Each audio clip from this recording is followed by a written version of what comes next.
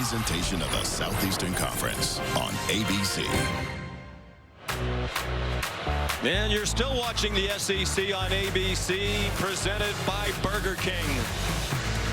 Today from the Palace on the Prairie, Gaylord family, Oklahoma Memorial Stadium. The conference opener for two ranked teams, number 22 Auburn and number 11 Oklahoma. One of only 3 games this weekend matching ranked opponents. A homecoming for Jackson Arnold. For the previous 2 seasons, he was a quarterback at Oklahoma. He was their starter for most of last year, but he went in the transfer portal and is off to a terrific start at Auburn. His successor is John Mateer. The Washington State transfer has really been the talk of college football, off to the Oklahoma 3-0 start, and he has become a leading contender to win the Heisman Trophy. In fact, in most of the services that handicap that sort of thing, he is the favorite. Hoping to join a long list of Oklahoma royalty that has won the Heisman Trophy. Sooners about to take the field. In front of the 162nd consecutive sellout in this great venue, dating all the way back to 1999. Off to a 3-0 start, the headline victory, one of the biggest for any team in the country so far this season. A Week 2 win over Michigan here at the Palace. And he was tremendous in that game against the Wolverines.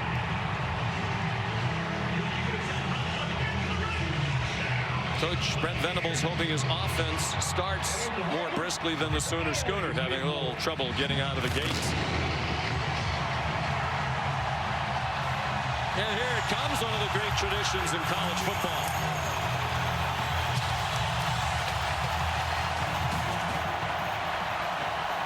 And after a losing season last year, 6-7 campaign, second in the last 3 years for Oklahoma, these fans believe their team is much better this season.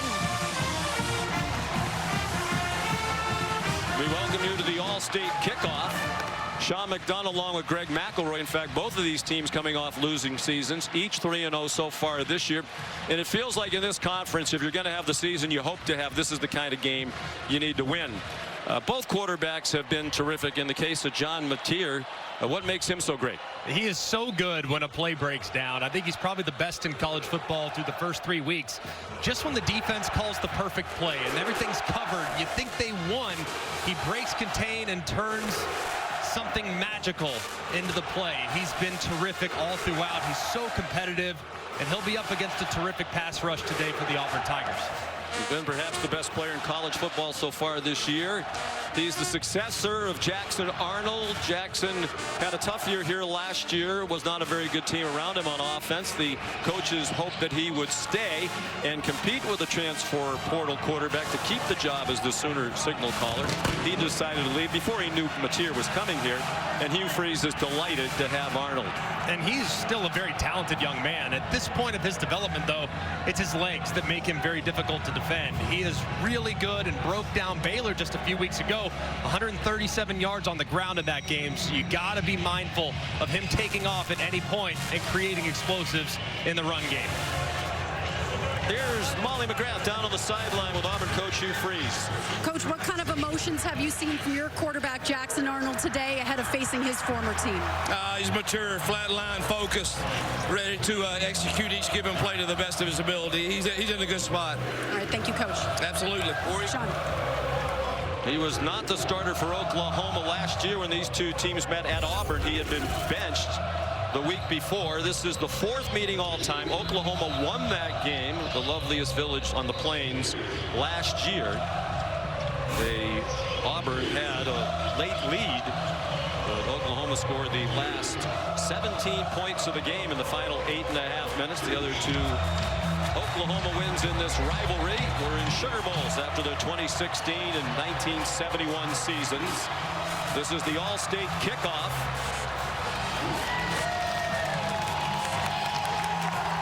Oklahoma won the toss and deferred, so Hugh Freeze elected to receive the opening kickoff. With a very dangerous Rayshawn Pleasant back deep. 3 career kickoff returns for a touchdown. 1 in their opener. Very impressive win at Baylor. That came in the 3rd quarter. He had 2 last year for Tulane. Tate Sandell kicks off. Temperature near 90 degrees. Just outside of Oklahoma City. Very little breeze to speak of as the left-footed Sandell gets this one underway. It's returnable from the 6 for Pleasant. He got a hit shy of the 20 and lunged forward near the 24. There comes the Auburn offense and some boos for Jackson Arnold.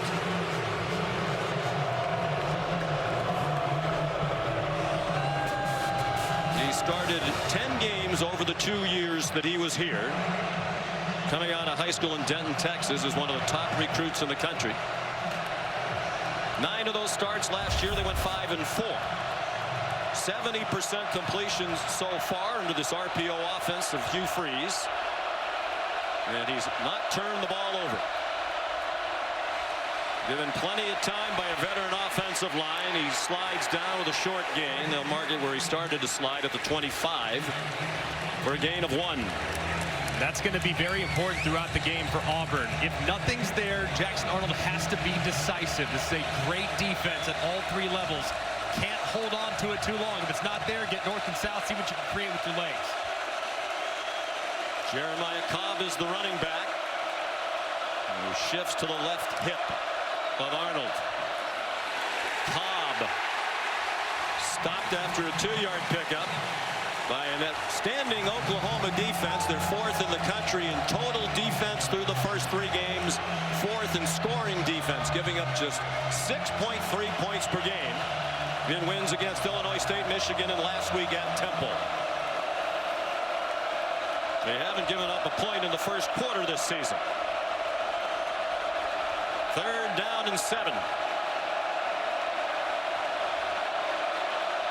Those who used to cheer Arnold now making it very difficult for him. More than 80,000 here. Again, plenty of time. No, out of time and taken down by Taylor Wine.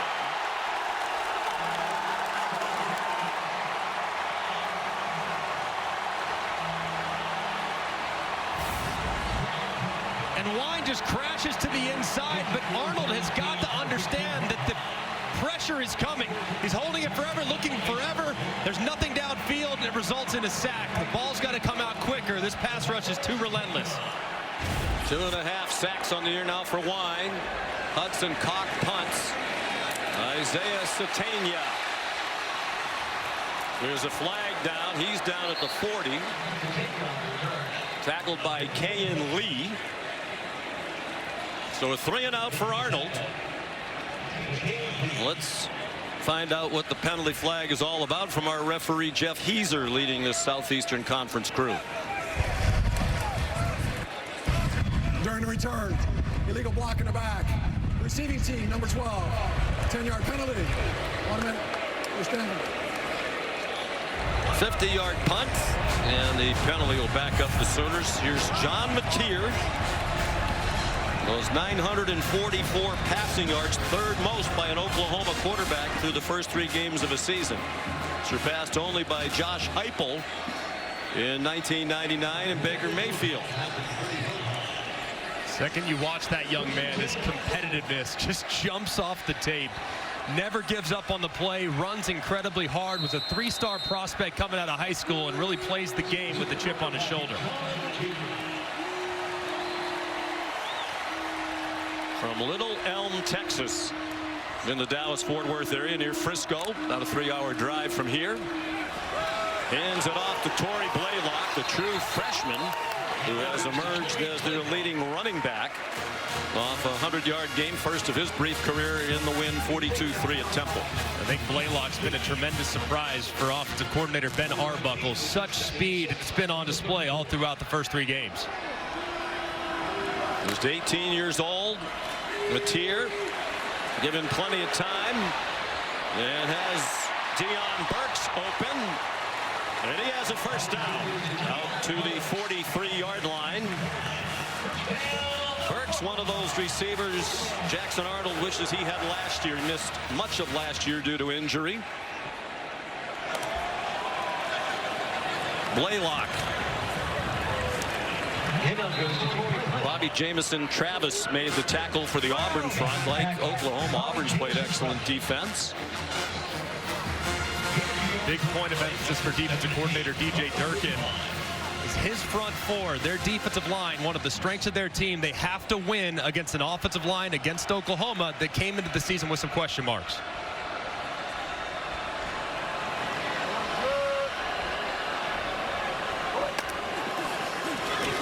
Matier under pressure. Takes off running and walked the tightrope along the sideline. They're going to give him the Auburn 49, about 2 yards short of the first down. That's what Matier does. As soon as you think the defense is about to make a play, he breaks contain and makes it third and manageable. The Auburn coaches said he's really more dangerous in those scramble situations. Blaylock lowered his head, did not get the first down. Robert Woodyard and Kensley Ledore Faustin there, two of the stalwarts of this Auburn defense. DJ Durkin's defense is going to try to stop a 4th and 1. I like going for it here in plus territory, and I want John Matier to run it. Oklahoma, coached by Brent Venables, has not been a team traditionally that goes for it a lot in plus territory, but I like it here with their quarterback run game. And that's what you would expect. They're trying to spread out Auburn, give him some running lanes. He finds one outside for a first down. Xavier Atkins made the tackle. 8-yard pickup. DJ Durkin knew the quarterback run was coming. They still couldn't stop it. Just a great job of Matier getting to the outside. Running out of time, throws it. Burks is open. It's over his head. Matier had to throw it under duress. Matier admitted that he really wasn't that fast growing up. He wasn't a guy that used his legs very often, and during COVID, he trained on a hill. He said, I watched Derrick Henry tape, and I wanted to get faster, so I started running up a hill next to my house, and he feels like that's what has allowed him to become a much faster player. Certainly paid off so far for the Sooners offense.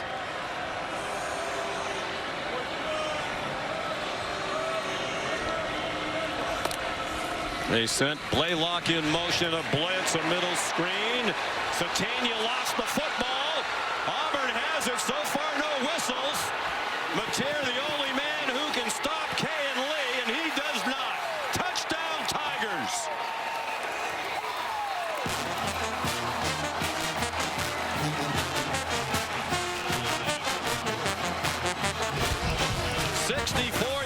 If it stands, you know Mitch Wilkins in the replay booth is going to take a look at this. Jacquez Robinson ripped it out. And right there, the ball's starting to come out. Did he ever secure the catch? It looked like his backside was down, but the ball was coming out at that point. But did he secure the catch, make a football move? Because that's what needs to be determined if you're going to call this a fumble.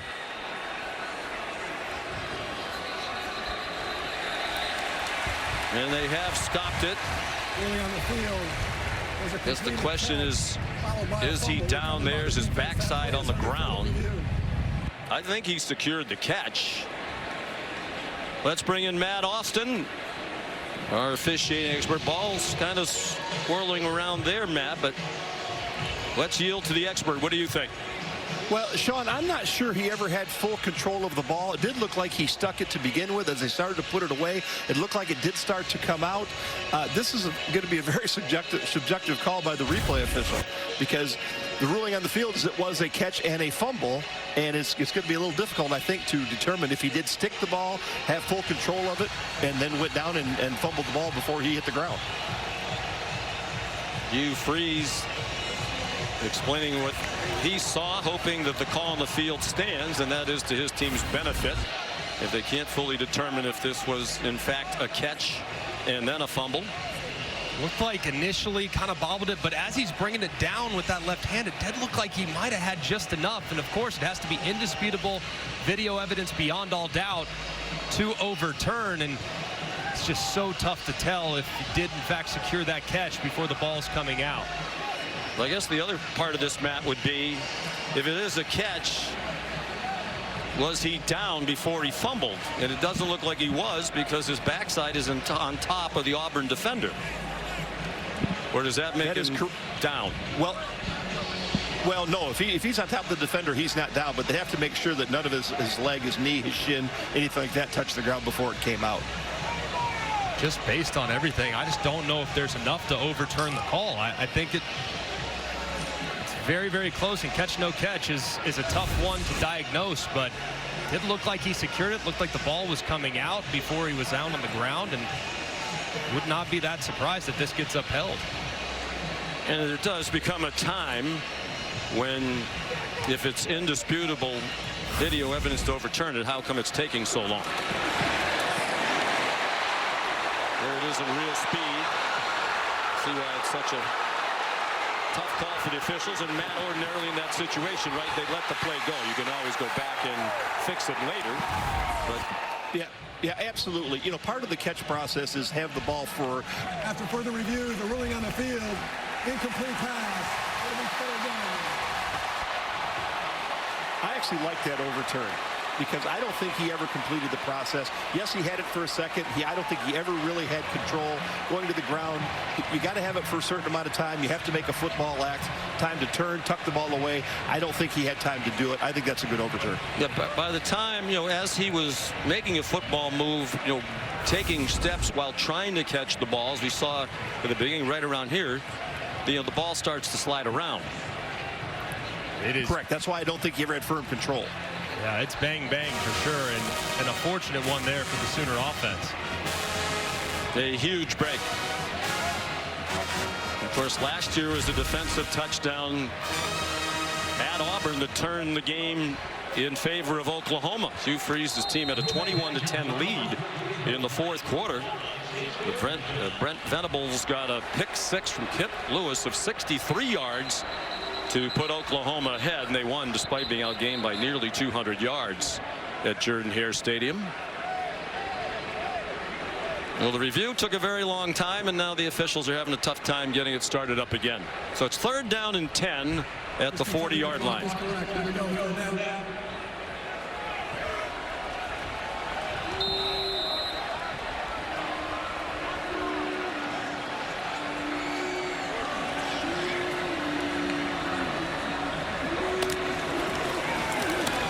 Matier takes off from the pocket again. There are 2 flags in the secondary. It's an incomplete pass on the sideline, caught by Keontez Lewis, but he's deemed to be out of bounds. And Hugh Freeze isn't going to like this verdict either. Defense, number 14. 10-yard penalty. Automatic. First down. That's Rayshon Pleasant. They're likely going to play today without one of their best corners, Jay Crawford, out due to injury. And as Burks is trying to break to the outside, Pleasant grabs the jersey, spins him around, and it's an easy call for the official.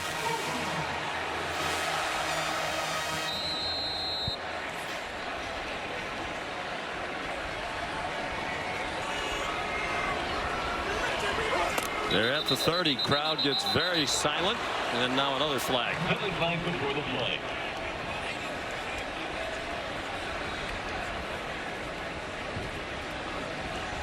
Ball start.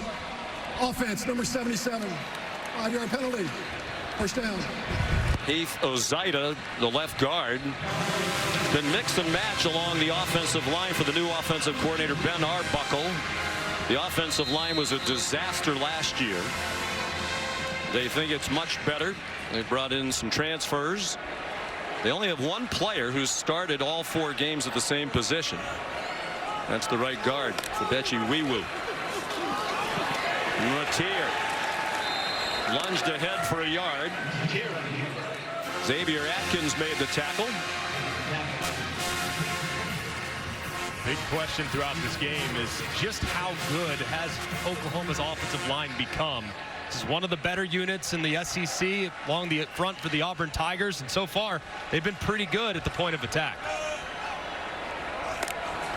10th play of the possession. It's been drama-filled.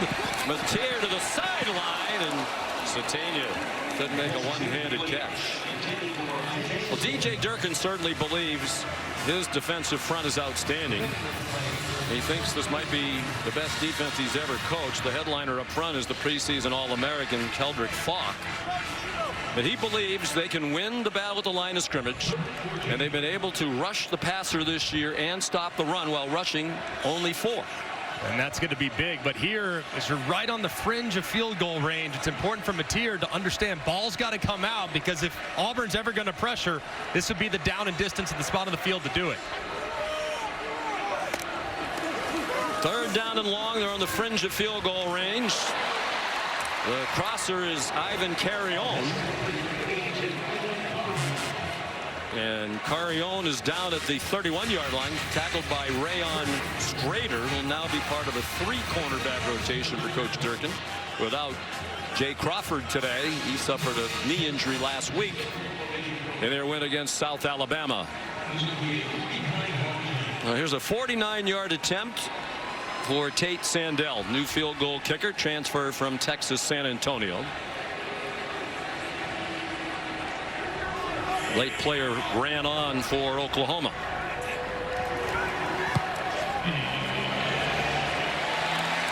And it is good.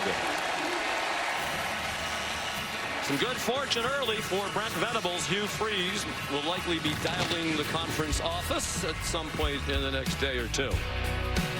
A defensive touchdown taken back when that was ruled to be an incomplete pass. And the Sooners wound up with 3.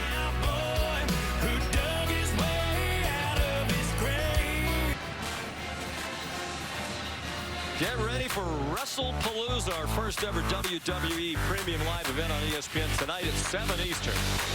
Featuring a couple of legends, John Cena and Brock Lesnar. Stream WrestlePalooza exclusively on the ESPN app with the ESPN Unlimited plan. Get on the ESPN app to unlock your access. I have my fellow New Englander, John Cena, in that one. Oh, yeah. I'm going to go Lesnar. I think Lesnar, the heel, goes and gets it done tonight in Indy. Well, now that gambling is allowed, I guess we could put a friendly wager on that. That's fine. I'll buy you. How about a new suit? Yeah, I need it. Tate Sandell sent it down to the 5. Here's Ray Sean. Pleasant flags everywhere. It has been a flag fest through the first 6.5 minutes.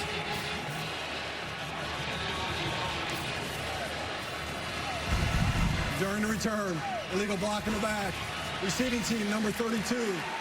Penalties half the distance to the goal. First down. So here comes Jackson Arnold for the 2nd time today, Molly. Yeah, well, pregame, Jackson Arnold walked out onto the field to a chorus of boos from Sooners fans who heckled him the entire time during warm-ups, but he was unfazed. He addressed the team this morning, telling them the only emotion he feels is love for them, promising to play his heart out for this team. But Oklahoma head coach Brent Venables told us he still loves Arnold, wishes he stayed in Norman, but stressed that those emotions not a part of this game. He said he's merely a nameless and faceless opponent today, Sean. Brent Venables and the Oklahoma players we talked to all said they think he's a terrific human being, Jackson Arnold, and a very talented player. He comes out throwing on 1st down, throwing it deep, a little underthrown. There's contact, but the catch was made anyway.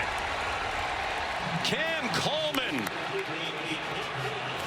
all the way to the 47-yard line of Oklahoma.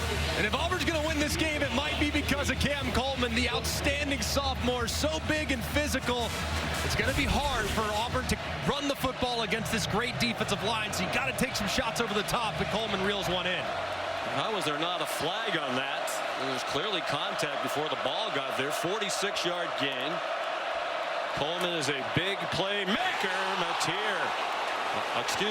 Arnold almost threw an interception. Peyton Bowen got his hands on it.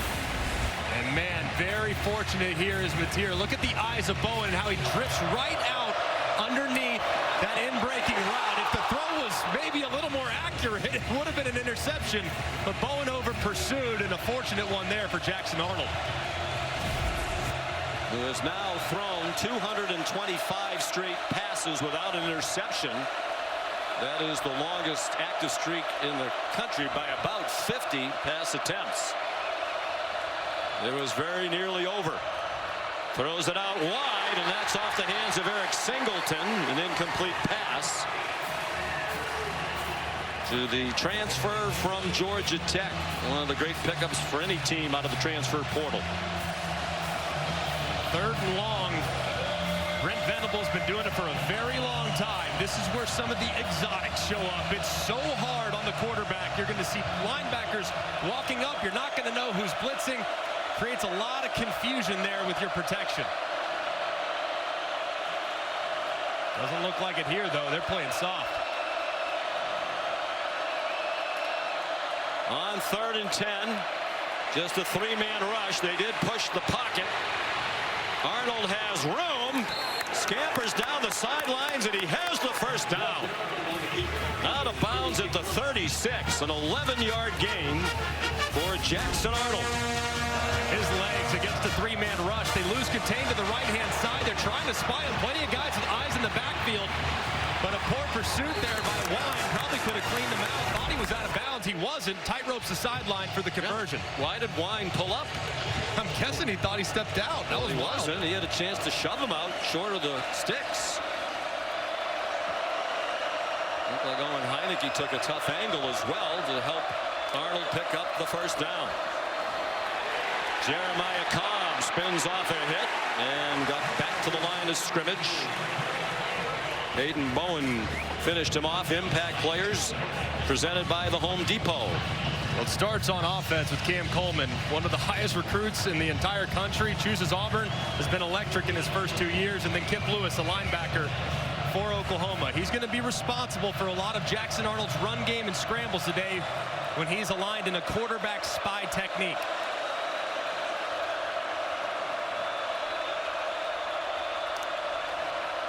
Sixth play of the drive. Arnold given a clean pocket on target. First down and more for Malcolm Simmons. Finally spun down near the 20 by Robert Spears Jennings, a safety. With 15 more, and now a late flag thrown at the end of the play.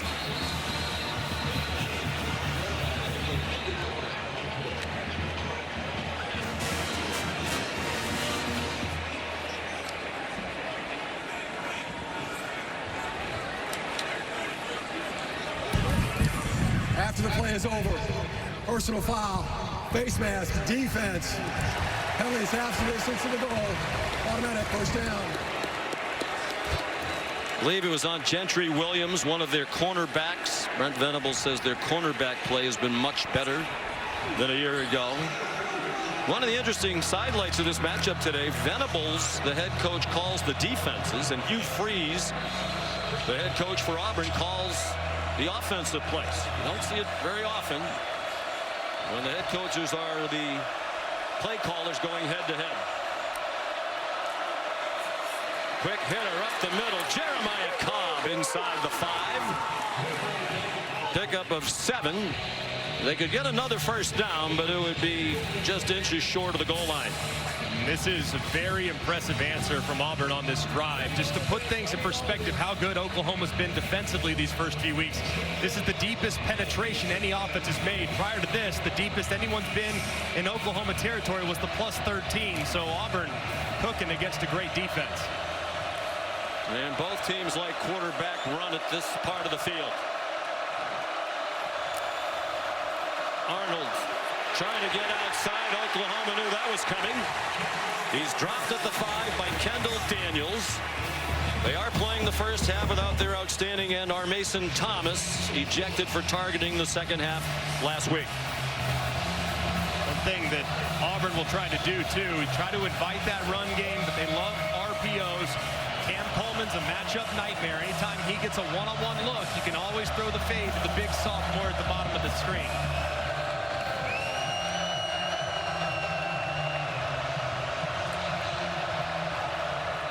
Auburn was dreadful in the red zone last year. They've been perfect this season.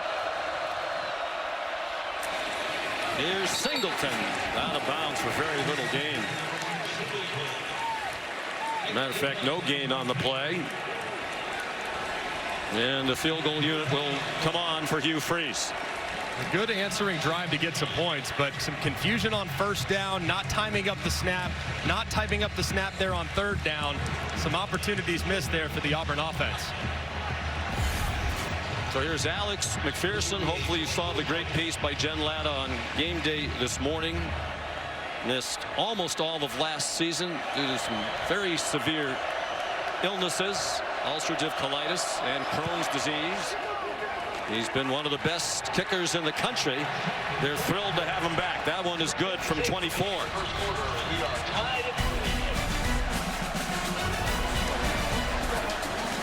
3-3 tie.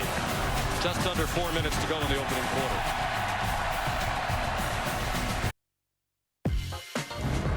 SEC on ABC College Football is presented by Burger King. You rule. The Sooner Schooner made its first appearance September of 1964. One of the great traditions in college football ever since. I remember working with Mike Gottfried when he told stories about coaching Kansas, coming here, being the homecoming opponent. He was actually worried about the health of the horses because Oklahoma scored so many points. Something tells me they get plenty of running with what offenses we've seen over here in the last 15, 20 years. Off the charts good on that side of the ball.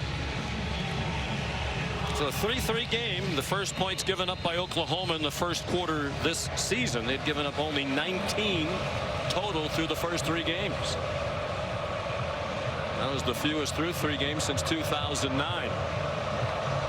Connor Gibbs is the kickoff man, with McPherson still working his way back to full strength. Alex McPherson said he started to feel unwell late in the 2023 season. In April, he got diagnosed with ulcerative colitis, lost more than 50 pounds, had his large intestine removed. Now his small intestine, to compensate, pokes out of his side.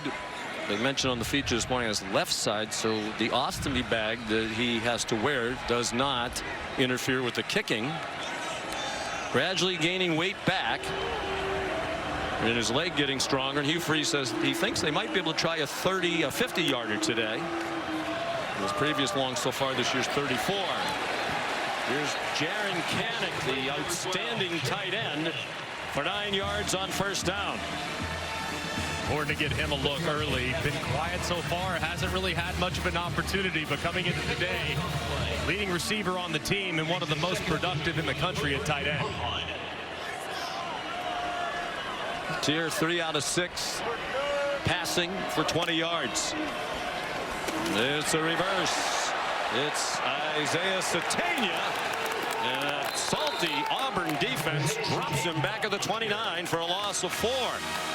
Led by Sylvester Smith, a sophomore star from Munford, Alabama. And great pursuit here. It looked like it might be made in the backfield, but Auburn staying at home and collecting Satania on the misdirection.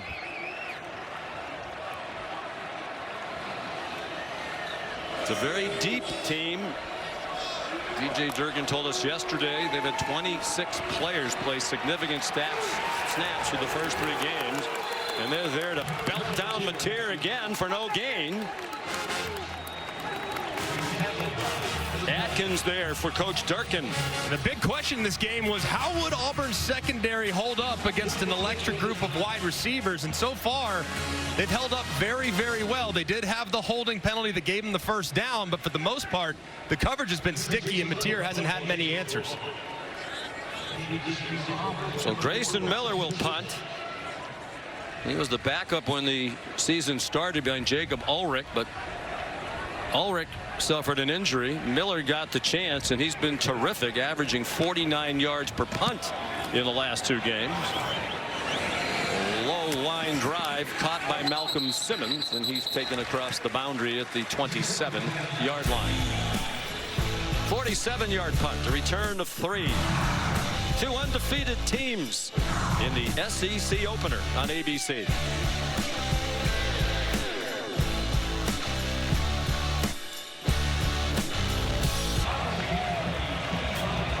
There's the Taco Bell Live Más student section. Only one student section can claim the title of Live Más student section of the year. Who will take home the trophy this year? Rejuvenated fan base with the 3-0 start. A proud program with 2 losing seasons in the first 3 under Brent Venables. We're tied at 3 under 2 minutes to go in the opening quarter. And it's Damari Alston, the veteran running back, who has missed the last couple of games with a shoulder injury. Back in action and a pickup of 1. Jackson Arnold, one of the top recruits in the country, number 3 overall, coming out of Denton, Texas. Behind Malachi Nelson and Dante Moore, a couple of fellow quarterbacks. 1 year as the backup to Dylan Gabriel. He started the Alamo Bowl, lost to Arizona, but he was prolific in that game. Then 9 starts last year. They went 5-4. He transferred to Auburn. And he is wrapped up and taken down by one of his former mates, Owen Heineke, the redshirt junior from Tulsa, in a transfer from Ohio State. And a great job here protecting initially as Heineke is coming right up the middle. But Arnold, that ball's got to come out. He tries to take off just a little bit too late, and Heineke makes the play. Key for both defenses, discipline in your rush lanes, because you know these quarterbacks are going to pull it down and take off with regularity. 3rd down and 11.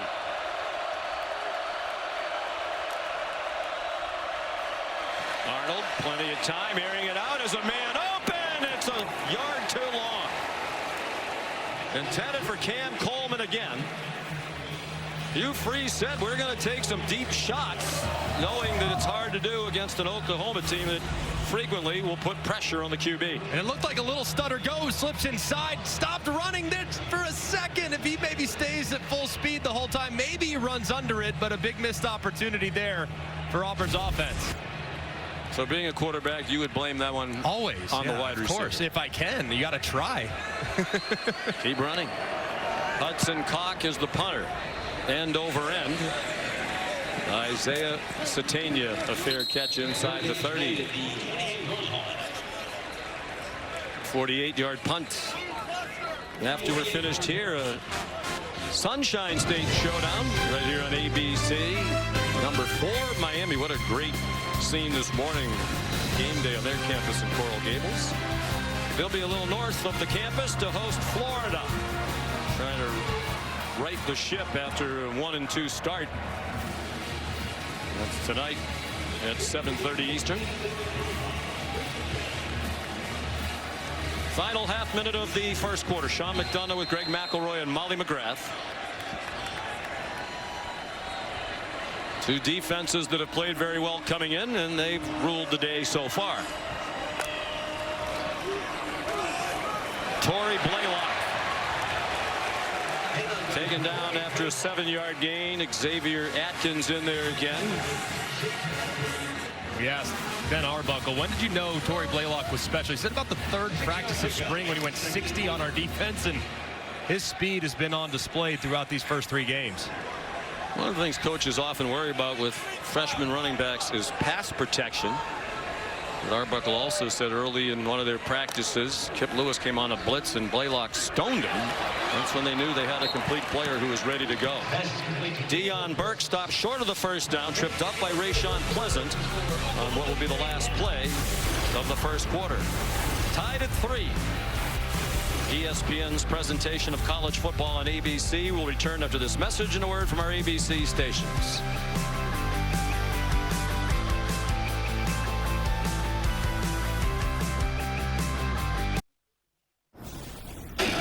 Coach, that defensive touchdown overturned in the first quarter. What did you say to the officials about that call?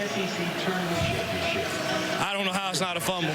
I don't know. Maybe they had a different view up stop. It looked like he juggled it first, regained it, ran. We stripped it. Thought it should have been a touchdown. Thank you, Coach. Yep. That was Hugh Freeze with Molly a moment ago. What would have been a 64-yard fumble return for a touchdown for Auburn. A 7-0 lead was overturned after a lengthy delay. I agree with Hugh Freeze. It looked like to me, while it wasn't tucked into his body, it didn't look like the ball was moving. So I can understand from his vantage point why he thought it was a catch, and then the ball was stripped and returned to the house. Taking a couple of deep shots. A lot of teams don't try that very often against Oklahoma. He said sometimes he thinks their secondary can get flat-footed. They completed one big one, had another man behind the defense and missed on the completion. Play a game. Kicking team. 5-yard penalty. 4th down. So Grayson Miller will punt again after the 5-yard walk-off. You'll see a traditional punt return unit out there for Auburn. It looked like their defense is on the field preparing for the fake. Now a traditional return unit will go back on.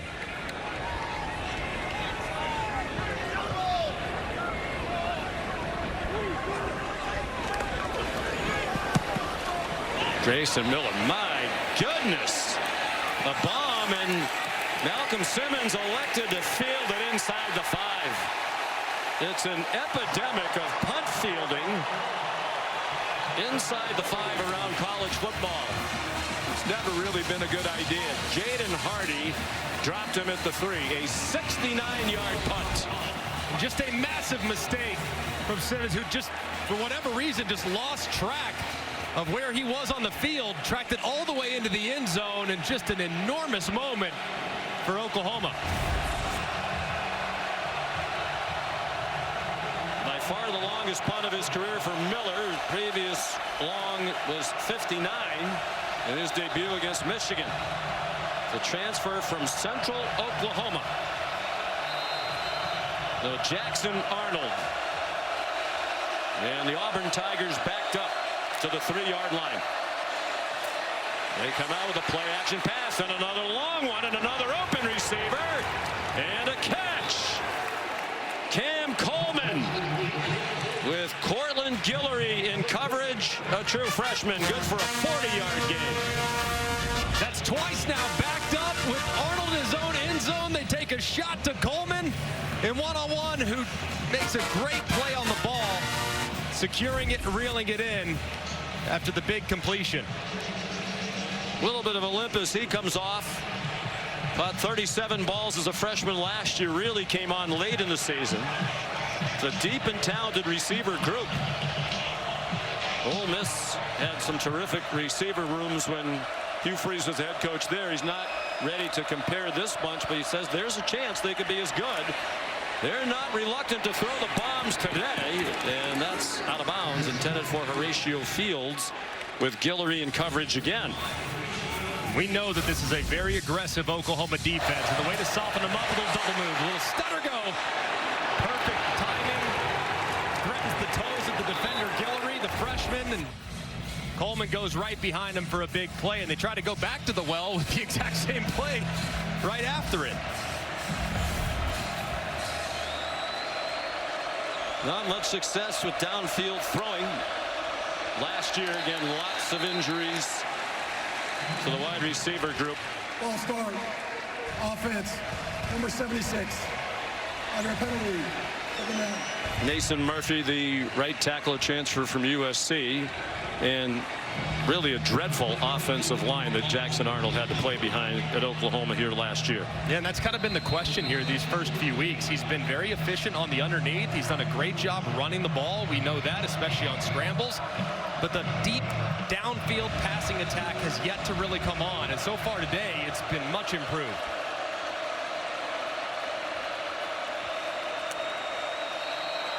More moving.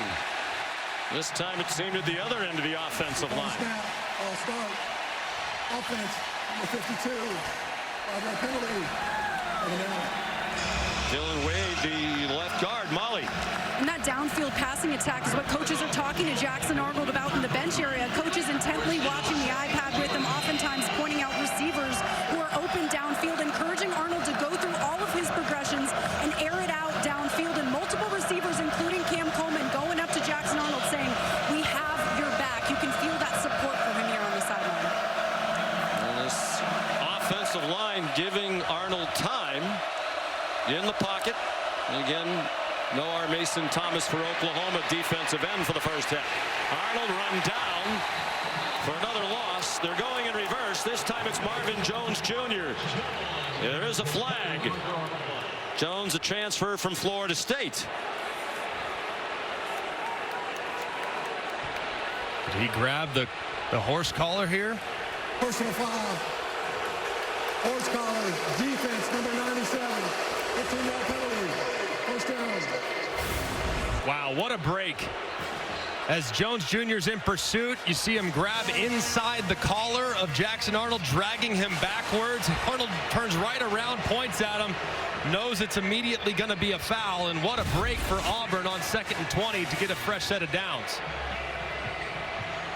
Brent Venables was quite honest. We talked to him yesterday about Jones. He said when he was here for spring practice, I was really unimpressed. But he made rapid improvement. And he's off to a nice start this year for the Oklahoma defense. Another opportunity now with Coleman up top, potentially in one-on-one against Guillory, the freshman. Safety creeping over, trying to help with that in mind. There's another flag. Jackson Arnold belted down for no gain by Kobe McKenzie.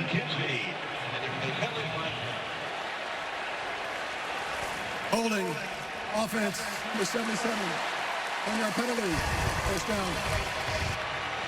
Well, they're all taking their turns getting a penalty. That's the third different offensive lineman on this possession. Jeremiah Wright, the right guard. And you'll see as he works across, he just throws the linebacker on the ground, and that's what results in the flag.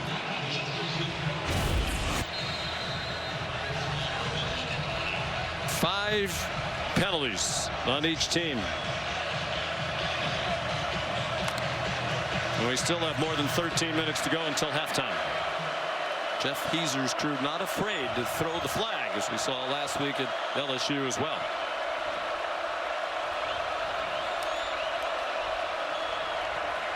Arnold sacked back inside the 30. David Stone, the defensive tackle, for a 9-yard loss. And picking on Jeremiah Wright again. Watch Stone loop right around as his nose tackle crosses face. He loops right inside and drops Arnold for a sack. Well, Brent Venables raved yesterday about Stone. In his second year, he was the top defensive tackle coming out of high school 2 years ago. That ball is ricocheted up in the air and incomplete off the hands of Preston Howard, one of their tight ends. Kendall Daniels had a shot at the INT. Ball just a little inside, leads to the deflection, and man, it looked like Daniels was going to reel that in. Oklahoma, stunningly, for as well as it's played on defense, does not have a takeaway this season. They started the day one of only 6 FBS teams in the country that did not have a takeaway.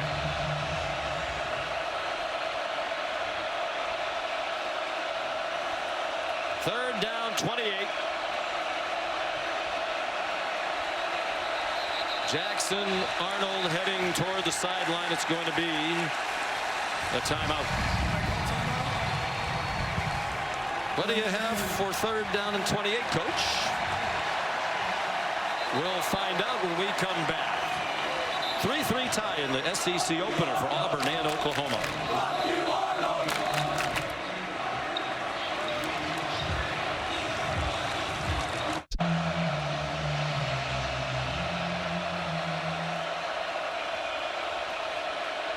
Well, there apparently was not a timeout.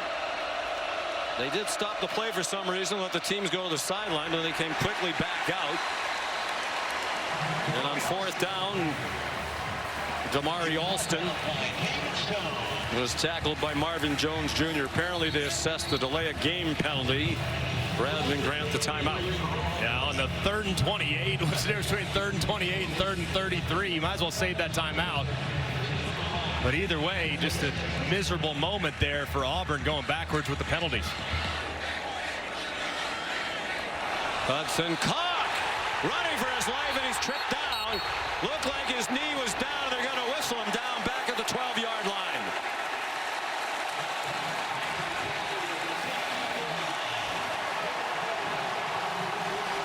Rolling on the field as the runner was down. Turnover, first down. It looked like it was a bad snap from Reed Hughes, the long snapper, number 44. It looks low and away. You kick it. You could, I don't know what stopped Cock from just kicking it with the left leg or something. getting anything out of it. He tried to make a guy miss, and that's just not a winning recipe. Just catastrophic mistakes from Auburn that last few plays. It wasn't a great snap, but it looked like he had time to just get it off. Michael Boganowski made the tackle. So a huge special teams miscue.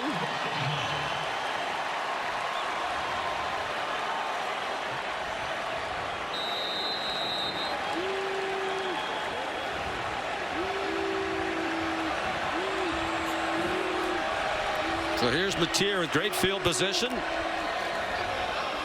Fake the toss, trying to find room. Flags thrown. Stop us if you've heard that before today. Xavier Atkins, another tackle. Offense, number 77. 10-yard penalty. First down. Heath Ozaida, a redshirt sophomore from Snoqualmie, Washington. These offenses just can't get out of their own way right now, and Ben Arbuckle constantly playing behind the sticks against a defense that's done a pretty good job up front so far. Arbuckle's quickly become one of the rising stars in coaching. He was the offensive coordinator at Washington State for the past couple of years. Had the good fortune of Cam Ward and John Matier as the starting quarterbacks there.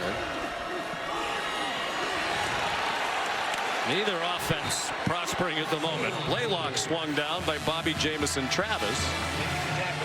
The way these offenses are going, maybe you kick the field goal before you get out of field goal range. But Arbuckle came first, hired by Brent Venables. And then shortly thereafter, Matier followed. Matier has a wide open receiver. Touchdown, Isaiah Satania. Busted coverage for Auburn. And a 24-yard score for Satania.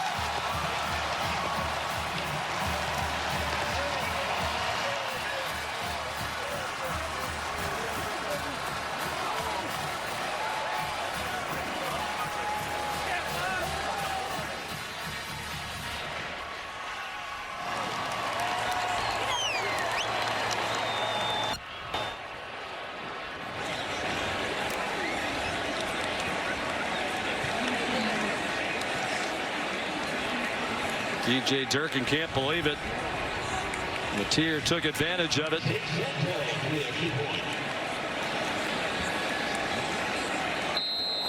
Tate Sandell on for the extra point.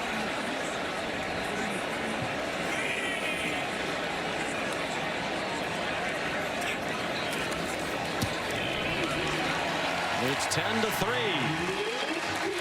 Isaiah Satania, one of the reasons their receiving corps has improved. Transfer from Arkansas, has his first touchdown as a Sooner.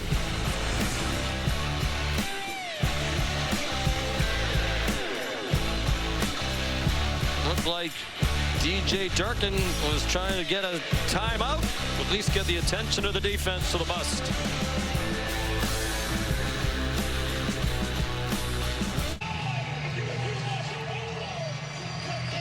And a crazy moment a second ago. Here is Satania, who looks like he's walking off the field from the previous play. They decide as soon as he walks off to try to snap it, catch him off guard. Auburn never sees him.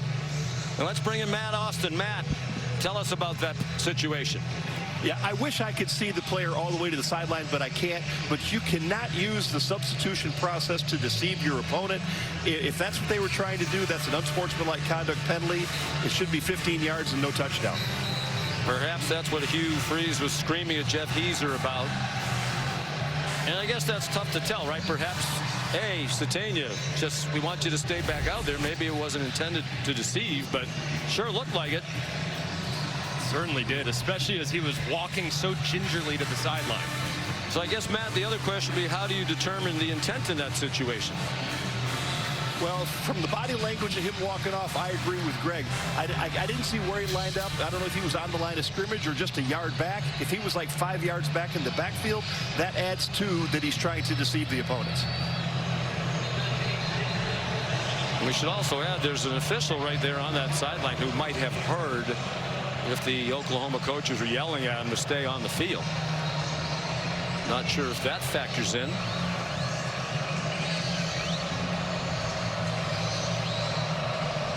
So Sandell will kick off.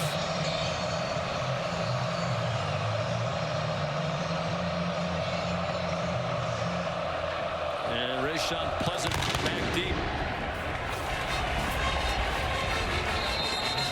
Yeah, it's a touchback, and here's Kevin. Afternoon, Sean. All right, Kevin, thank you. Auburn struggling lately on offense and in special teams. They've had some good moments with Jackson Arnold in their offense, but just 3 points on the board. Immediate pressure. He bounced off one hit, and then he got flattened for a 2-yard loss by Jaden Jackson. And now the pressure is starting to really take forth. You can see as Arnold's trying to escape to the right-hand side. Nothing there as they're down there to drag him down again. Arnold, a little antsy now. Pulls it down and scurries out of bounds. What was once his sideline for a 3-yard gain. They have minus 12 yards rushing against Brent Venables' defense. So far, Brent Venables has opted to be a little more conservative on 3rd and long. We haven't seen the exotic pressure packages just yet. It's in there. You know it's coming. It's only a matter of time. So Jackson Arnold's got to be mindful of the pass rush that Oklahoma can bring. 3rd down 9. They're 1 out of 5 on 3rd down. Here they are with that walked-up linebacker. You got to know who's coming and who's dropping out. Arnold zings it over the middle. Eric Singleton tackled immediately by Kip Lewis. That prevented a 1st down. It's a 7-yard gain. It's 4th down and 2. And Hugh Freeze has the punting team coming out again and hoping it's more successful than the last effort.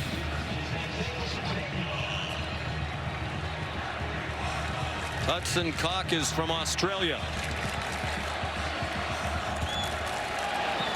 No problem with that snap. Satania, fair catch near the 19-yard line. 48-yard punt. 10-3 Oklahoma. Under 9 minutes to go in the first half in Norman.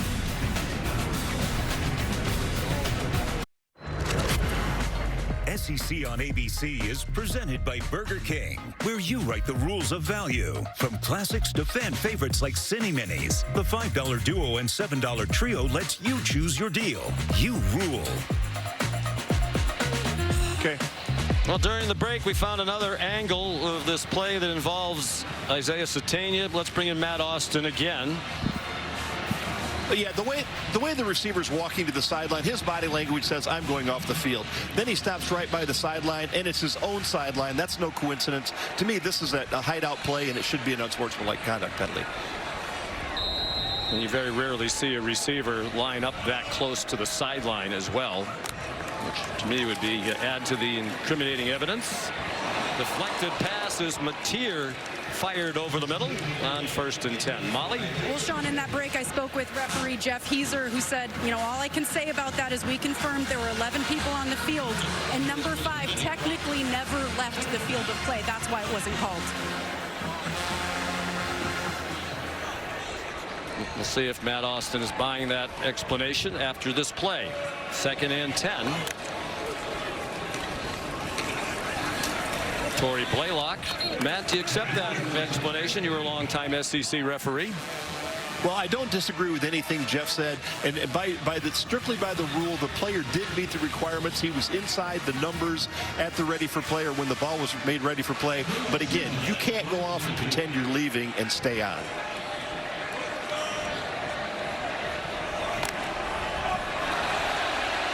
On 3rd down, Mateer, open receiver, and a great catch by Satania to hang on to it after he got belted by Rayon Strader.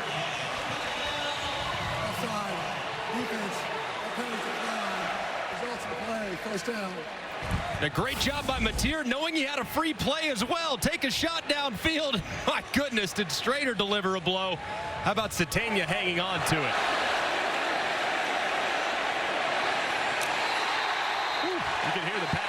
from here.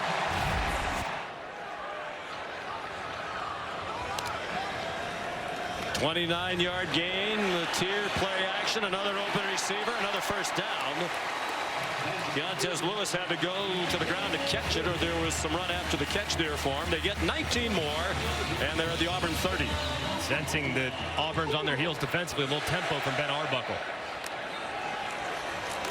Fumble! Tier just lost it as he pulled it away from his teammate. Wanted to keep it and run to his right. And Kieron Crawford has recovered for Auburn.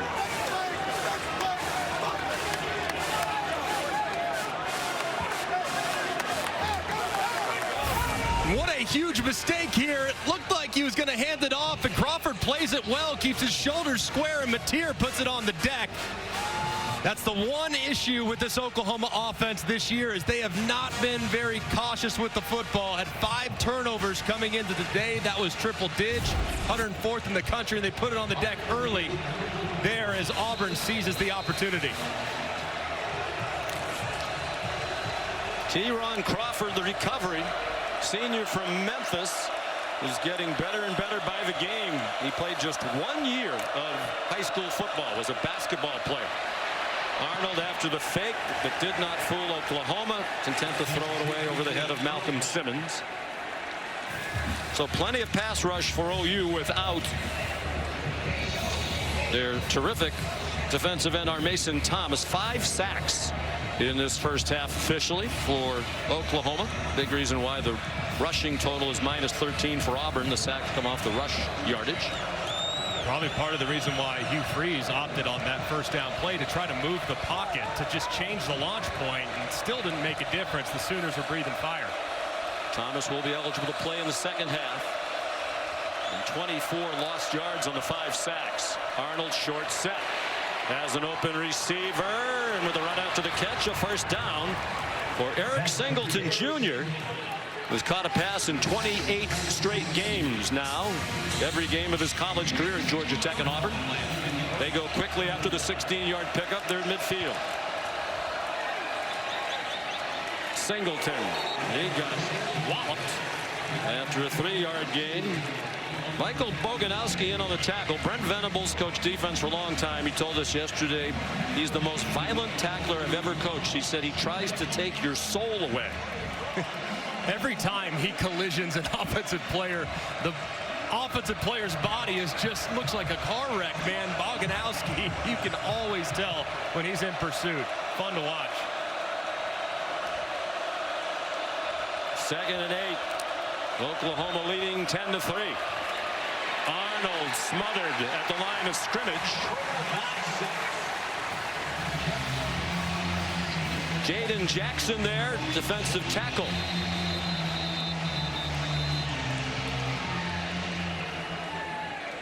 And Connor Lew, the center, is slow to get up.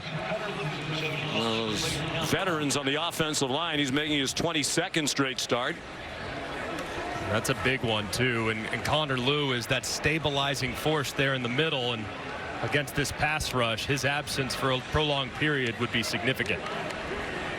Loss of 2 on the last play. 6 sacks for Oklahoma. Auburn center Connor Lew trotted off. His replacement is Cale Ellis, the youngest player in FBS football. He turned 17 in late April. In on 3rd down. The shotgun snap was a little high, but easily handled by Arnold. And Arnold is handled for another loss. That is 7 sacks for the Oklahoma defense. Kip Lewis, the most recent.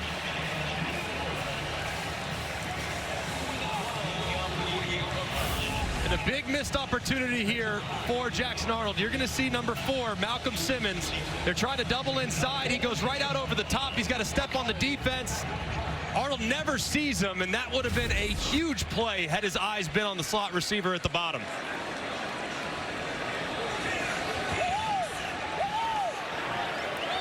Hudson Cock.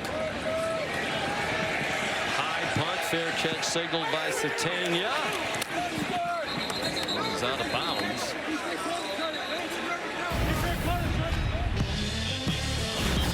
Some missed opportunities for Auburn. This you thought was going to be a fumble return to the house. Then Satania walking off to the sideline.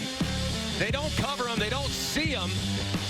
Results in a very easy touchdown pass for John Mateer. Just some big moments that have been missed by the Tigers. Well, the fumble return wasn't really their miscue. They got a fumble. They returned it. It was called back. Hugh Freeze, I think, still very upset. We talked to Matt Austin during the last break, and he read to us the rule about trying to confuse the opposition with the substitution. Here's Javante Barnes on first down. And after he read us the rule, it's clear it should have been penalized. Matt said it's a very hard thing for the officials to call, and they'll feel terrible that they didn't get it right, in his opinion. But it should have been flagged. It's just a big miss, and one that could have completely flipped the game. So 2 plays involving the officials. You never like to leave it up to those guys. It could have very much impacted the outcome and where we're at here, 5 minutes left in the second. In a very stagnant offense, their touchdown came on the short field after the miscue on that punt that you just saw. Mateer forced to throw it away with Eldrick Falk closing in. John Mateer, after the successes with Ben Arbuckle through the first 3 games, has emerged as the leading Heisman Trophy contender, but a long way to go. And he's going to play a lot of stout defenses as they begin conference play.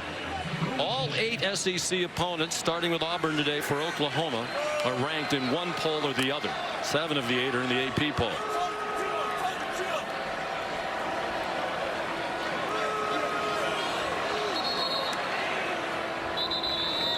And a timeout called by Oklahoma. Oklahoma, 30 seconds.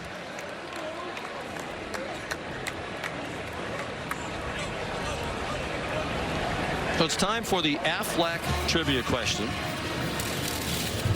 Aflac. Since 1999, which coincides with when the great Bob Stoops arrived here as the head coach, Oklahoma is one of 2 FBS teams to win 90% of its home games. You want to know the other school? You know, I think it's going to be one that's off the radar. I'm going to go the blue turf.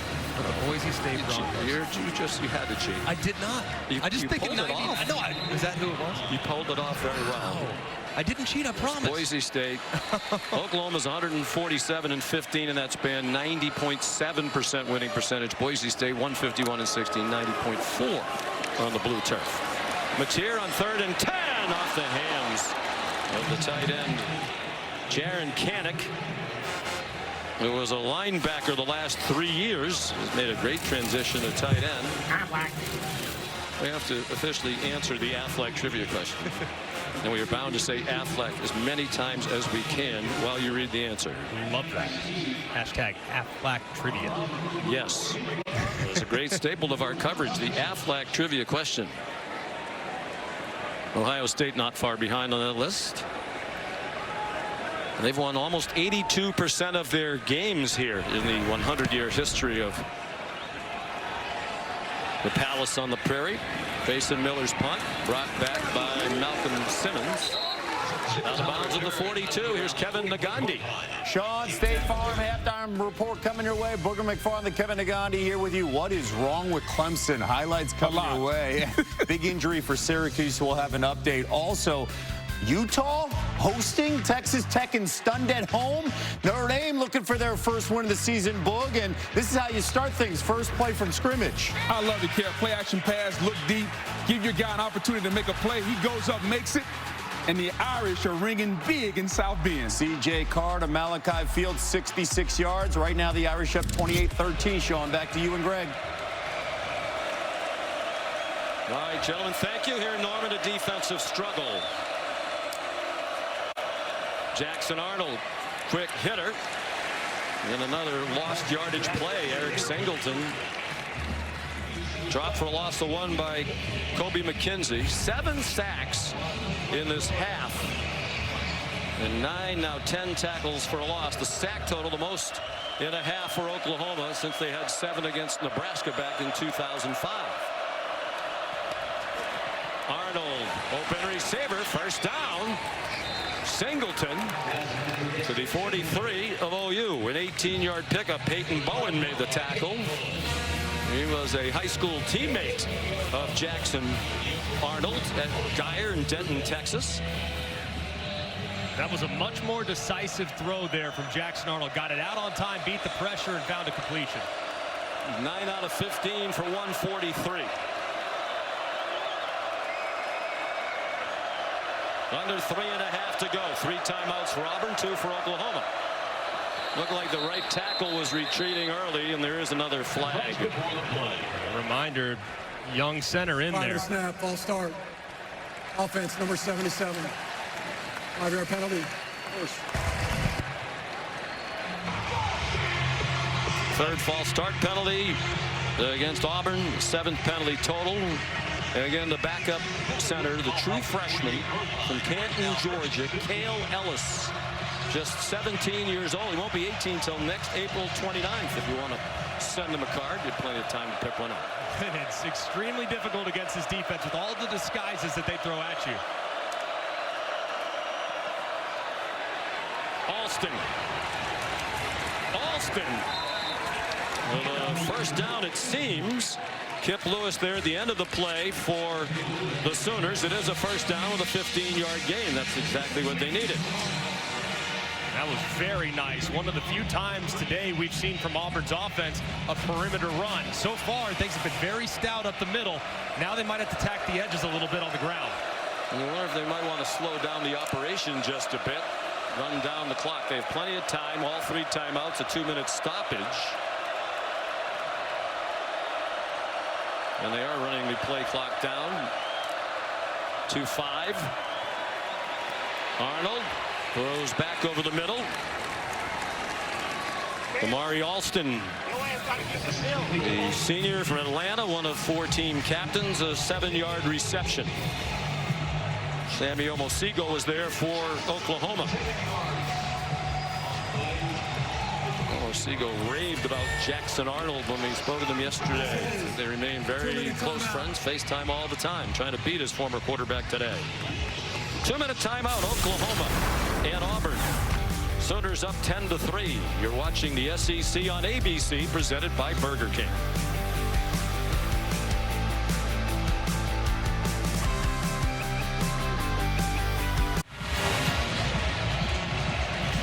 You're watching the SEC on ABC on a sunny and warm day with the temperature near 90 in Norman, Oklahoma. Conference opener for both Auburn and Oklahoma, coming in ranked, both 3-0 against non-conference competition. Connor Lew is back in at center for 2nd down and 3 at the 2-minute timeout. Oklahoma up by 7.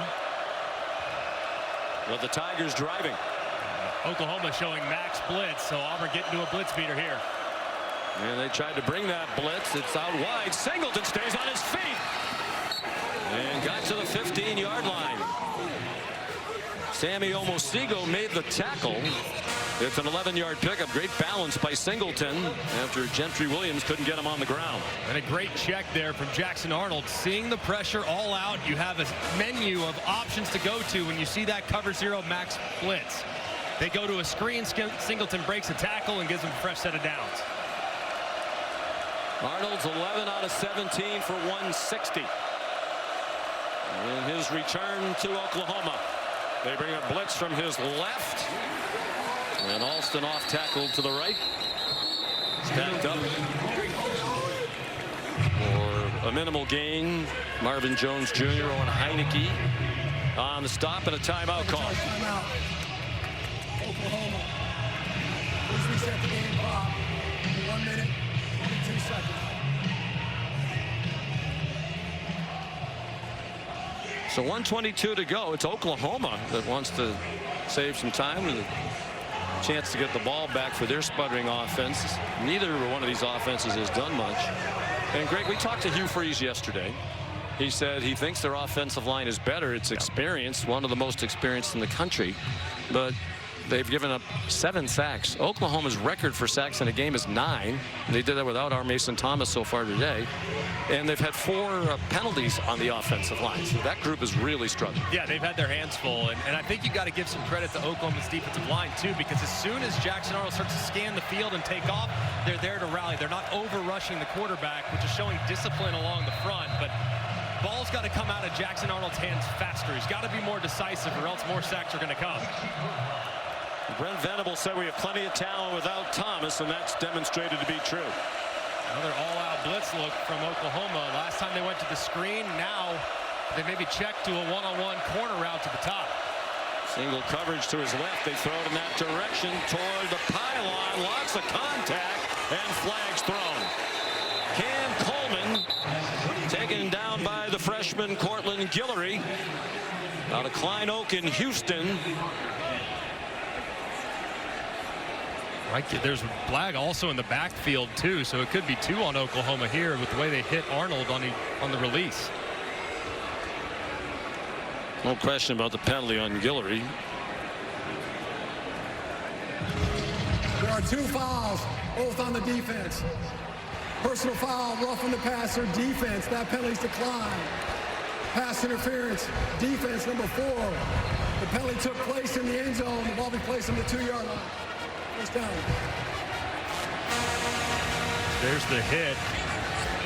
Very, very careful there as Powers jumps. That's a launch. You got to be careful. That sometimes, had the contact been a little cleaner, could have been a targeting. So got to be smarter when rushing the quarterback on an all-out pressure. So 1st and goal. They scored every time in the red zone this season, 10 for 10 with the field goal.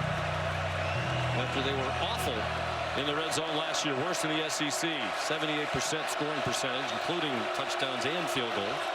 Malcolm Simmons, the motion man. Damari Alston. Tough run to get just across the line of scrimmage. And another timeout call.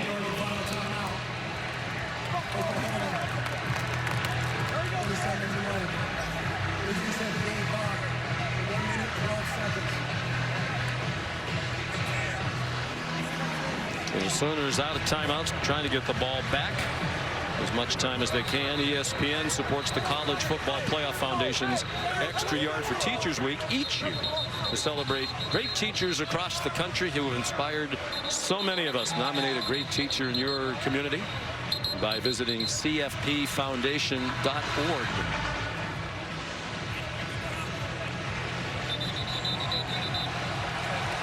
So 2nd and goal.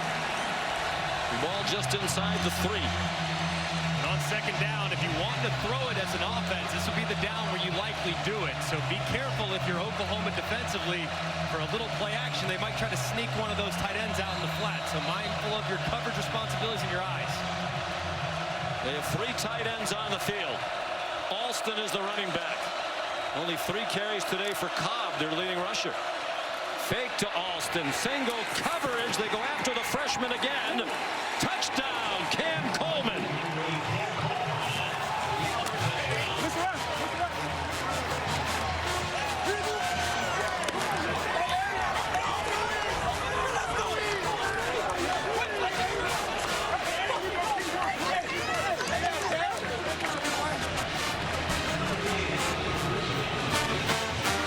Coleman's 2nd touchdown of the season. The 10th of his brief career. Sophomore from Phoenix City, Alabama. And Alex McPherson trying to tie it. Made all 67 career PATs. Still perfect.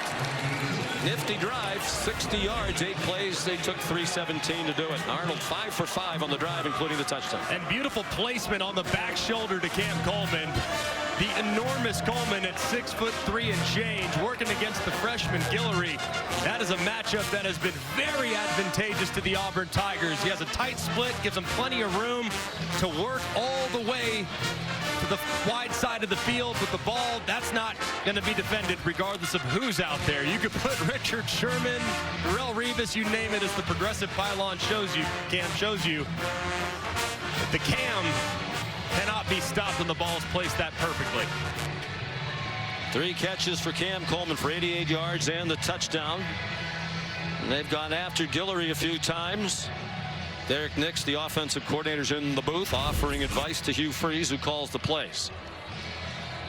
So they're tied at 10, Greg, in a half where it feels like so many things went wrong for Auburn. They thought they scored a defensive touchdown. It got called back on a questionable review. Oklahoma's touchdown came on a play that really could have been flagged against the offense. They had the miscue on the punt, and yet they're tied at 10. I think if you're Auburn, you got to be thrilled. The defense has been the big question. How do you slow down John Mateer in this dynamic Sooner offense? And so far, through nearly 2 quarters, they have just 95 yards to the air and 20 on the ground. Central New York, Syracuse, they'd be proud to know that I added that up, and it's 115 total yards for Oklahoma. Well, admit that you used your calculator, and we'll be good to go. Jacob Jordan, the fair catch.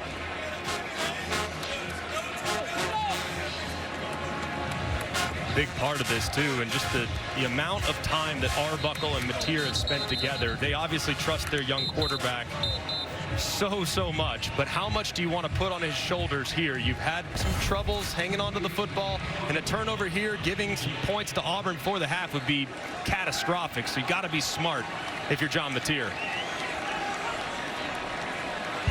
Maybe a conservative play to get it started, see if you can pop one, get better field position, and then get more aggressive. It is a short throw to Satania, down with a 9-yard gain. They don't have any timeouts. The clock will go under a minute. Lake Woodby, a true freshman cornerback of St. Francis Academy in Baltimore, made the play for Auburn. Part of that depth. Mateer forced to retreat, throws it up for grabs. It's caught but out of bounds by Keontez Lewis. They wanted a holding call on the Sooner sideline and among the 80,000 in the seats. A lot of contact there, and it was a great effort from Lewis, but just couldn't quite corral it with that left foot extended to try to stay in bounds. Rayshawn Pleasant there. Again, they're playing without Jay Crawford, their best corner. On the field was an incomplete pass. That pass under further review. They're going to review it. And unless we missed something, this looked to be about as clear-cut a no catch as you can, because he doesn't have possession there, and now it comes to, I mean, what are we doing?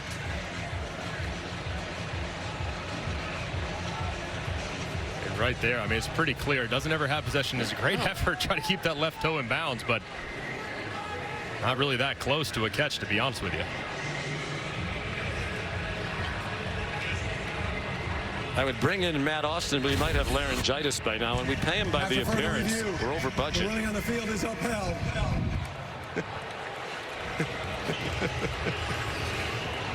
All right, dinner on Matt then tonight. Perfect. Yeah. Dinner and drinks on Matty. Matt's been the star of our show today.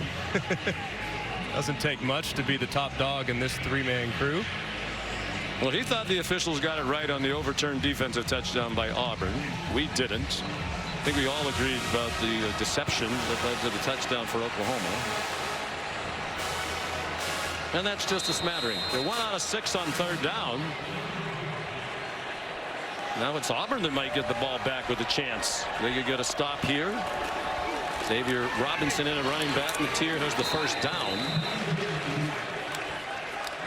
Kieron Crawford there. Emerging star defensive end, to transfer from Arkansas State out of Memphis, Tennessee. Mateer, pressure from behind. He tried to spin away but cannot. First sack for Auburn. Blake Woodby, the true freshman corner there for DJ Durkin. And Keldrick Falk finished him off. 15 seconds in the half. They're still going to sling it. Over the middle, a man running free. That's why you keep going. There are flags down. Back near the line of scrimmage, Deion Burks all the way to the 20. Mateer's running them down to spike it. They stop the clock to move the chains for a moment, but there's a flag at the line of scrimmage on the far sideline. Pass interference. Offense, number 5. Replay 2nd down. Isaiah Satania right in front of the Auburn sideline. The officials might have had some help with this call. And you'll see pretty clearly as Satania is working to the out. He sets a pretty deliberate pick on the corner, number 4, Caden Lee, and that's a great call from the official and a tough one to see from way in the back, but a huge call and the correct one at that. Brings back a 38-yard gain. At the very least, they might have had a chance to attempt the field goal. Crowd's booing. I don't think either side is going to be happy with the officiating so far. It's a hard job. And for the most part, it's done very well. This is the end of the second quarter. Well, Brent Venables likely pleased with the defense. Both coaches should be. The offenses need the time to regroup. Here's Molly. Coach, a penalty negated that explosive play. What's your reaction to how the half ended there? Well, again, we had a nice play designed up. I don't think that was us, but whatever. We just got to be more efficient, you know, getting in our own way. Auburn's playing well. They got an excellent defense. 8's gotten hot, and so we got to clean some stuff up, maybe give them some help. But at the end of the day, man, you got to win your matchups too. So we've been able to overcome some mistakes with some of the turnovers. The defense got a lot of fight, and it's going to be a hell of a game second half. Thank you, Coach. I appreciate it. Sean. And we hope his voice lasts to the end. 10-10 at the half. 160 yards of offense for Auburn, just 123 for Oklahoma. Defenses ruling the day so far. Here's the State Farm halftime report. Kevin Nagandi. You're watching the Dr. Pepper Championship Drive Game of the Week. And you're watching the SEC on ABC, presented by Burger King. On a hot September afternoon in Norman, Oklahoma, the temperature is still 91 degrees. Early, it was the Oklahoma defense ruling the day. Both defenses have been stout. Cam Coleman, a late touchdown to tie the game at 10, and as we went into the half.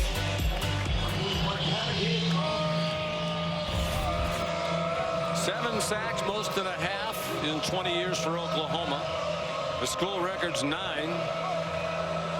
Each quarterback had a passing touchdown.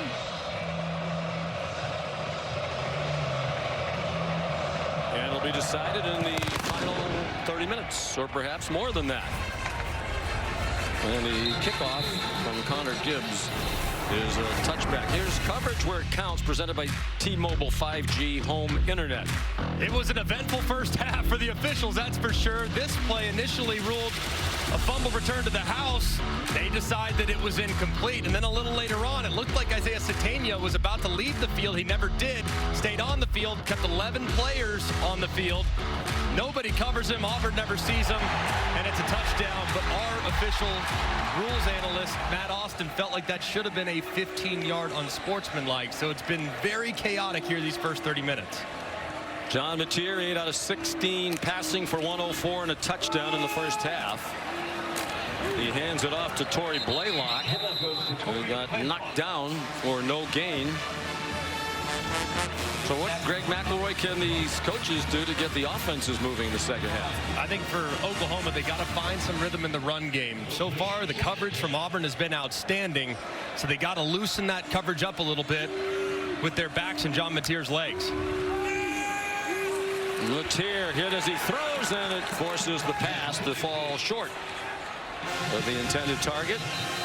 Robert Woodyard Jr. delivered the hit, and now he is injured. Starting linebacker for Auburn.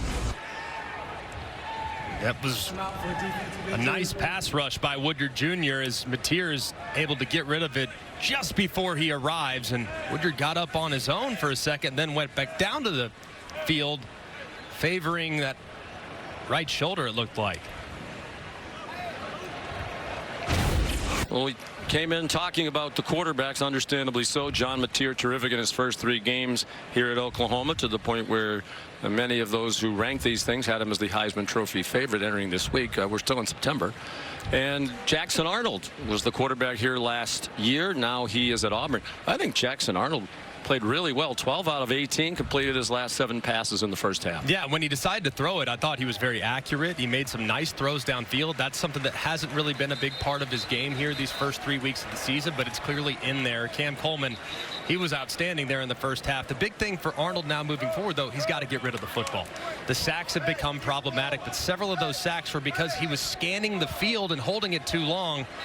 He's got to get rid of it or decide to run, because right now that pass rush is certainly having a huge impact. When the sack total might be inflated, our legendary statistician Mike Swanson thinks there were at least a couple where it was a run play, but because he was tackled, Arnold behind the line of scrimmage, Oklahoma was credited with sacks. 3rd down and 10. The Sooners 2 out of 7 on 3rd down so far. Mateer, his pass deflected up in the air, and it falls incomplete. Keldrick Falk, one of the best in the country. Most believe he's going to be a first-round pick with the deflection. And this is on John Mateer. I mean, he knows that this edge rush is a huge problem. That's an issue. So what does he do? He drops back. He needs to step up. Watch him drift in the pocket and invite that edge rush. He's going backwards, and that's really putting his tackles on an island. He's got to step up as opposed to retreat to allow that protection to stay sound. Grayson Miller to punt. Malcolm Simmons back at his own 30-yard line. No breeze at all in this stadium at the moment. Another booming kick by Miller's been a revelation. Simmons couldn't find a lane. Goes down at the 20. 58-yard punt, 3-yard return. Time for our All-State good hands play. Cam Coleman has been electric throughout this game. Said early on, he's probably the guy that can win this game for the Tigers, and he's been up to the task. A couple times backed up for field position. Just take a shot to big number 8.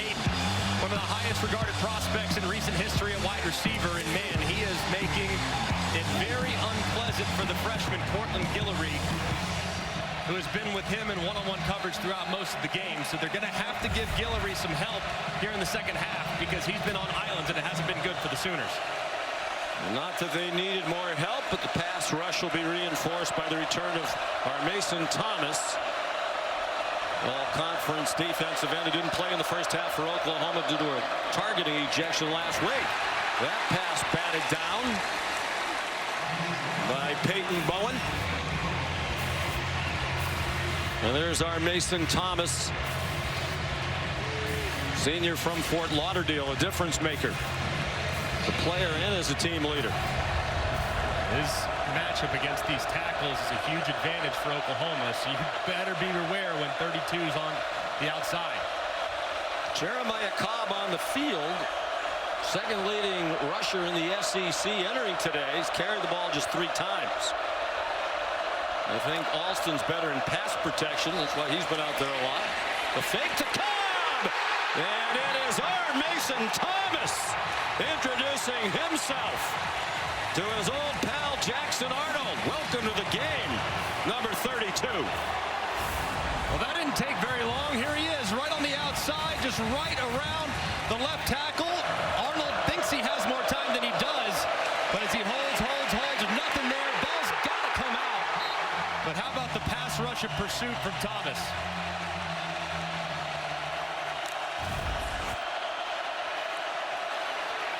On 3rd and 18, Cobb, tackled by Jaden Jackson.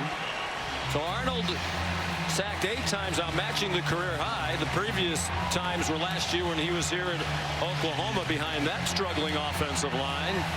South Carolina and Ole Miss each took him down 8 times last year while attempting to pass. And that's been part of the problem, really, throughout last year. In 9 starts, he had 34 sacks. That was among the highest totals in the country on a per-game basis. And so far today, man, he's got to quit scanning the field. He's just got to get rid of it. Hudson Cock, short punt. Satania been involved in a lot of stuff today. Had his own man run into him, but he held on. 43-yard punt. His presence felt immediately. Our Mason Thomas.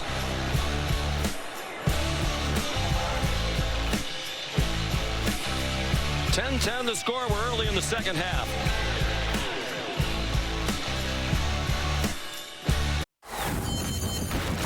You're watching the Dr. Pepper Championship Drive Game of the Week.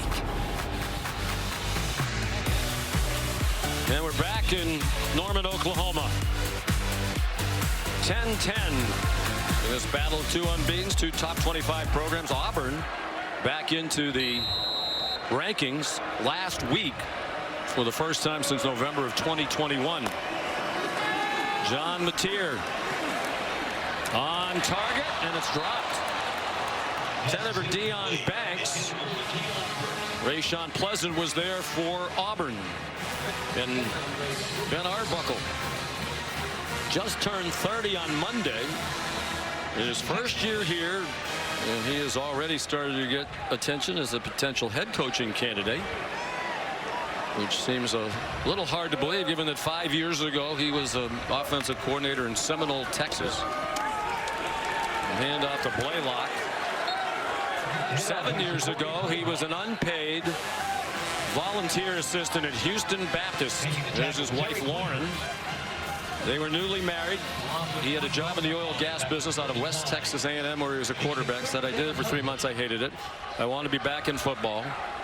Unpaid volunteer. Worked with Zach Kittley, the offensive coordinator. Bailey Zappi was the quarterback. They all went to Western Kentucky together. Here's 3rd down and 11. And to help make ends meet, at lunchtime, he would leave the football building at Houston Baptist and go drive for Uber Eats. He said, I'd try to make $50 and go back to the office. He dials up a pass to the tight end. Tannick trying to go leaping over Xavier Atkins. That didn't work, but it is a 17-yard gain on the first catch of the day for Tannick, his second rather. And a strange formation dialed up by Coach Arbuckle. Mateer runs across the 40. Then Arbuckle said it was his wife who made it work. She got a job as a nanny. Their parents helped, his parents, her parents. And here he is just 7 years later, a rising star. And we asked Brent Venables why Ben Arbuckle. He said, look, the history at Oklahoma with quarterbacks and skill players. I had to find someone that would be highly attractive to guys that would want to play in his offense. So that's why they went in that direction, and what a hire it was. And 2 prolific years leading the offense at Washington State. Satania the catch. Anquan Figgins there for the Auburn defense, but it's a first down. And Arbuckle's offense starting to find a little rhythm. 5 yards on that play. On the fringe of field goal range, the check down into the flat. Corey Blaylock near another first down, and the crowd starting to get engaged. Elijah Melendez ran him down, a backup linebacker. And I love when the offense is kind of stagnant. They don't have much rhythm. Like, man, go tempo. Simplify it. Get rid of the motions. Get rid of the shifts. Just let your quarterback play and kind of develop a little juice on that side of the ball. So I love the plan so far on this drive from Arbuckle. Mateer still completing just 50% for the game, now 11 for 22. And you can anticipate here, 2nd and short, this would be a spot where if I'm Auburn's defense, I'd be alert for the throw downfield. 3 receivers to the left. Here's Satania, who scored the Oklahoma touchdown. In controversial fashion in the first half, he has the 19-yard line. 7 more. Mateer trying to get him up in warp speed. The flat is open again. Blaylock out of bounds with a short game pushed out by Xavier Atkins. And they're a little winded here with the tempo. 8 plays run by Oklahoma in just more than 3 minutes on this possession. And Oklahoma decided to substitute right there, so Auburn could make some changes if they want, but deciding not to, going with the personnel they have on the field.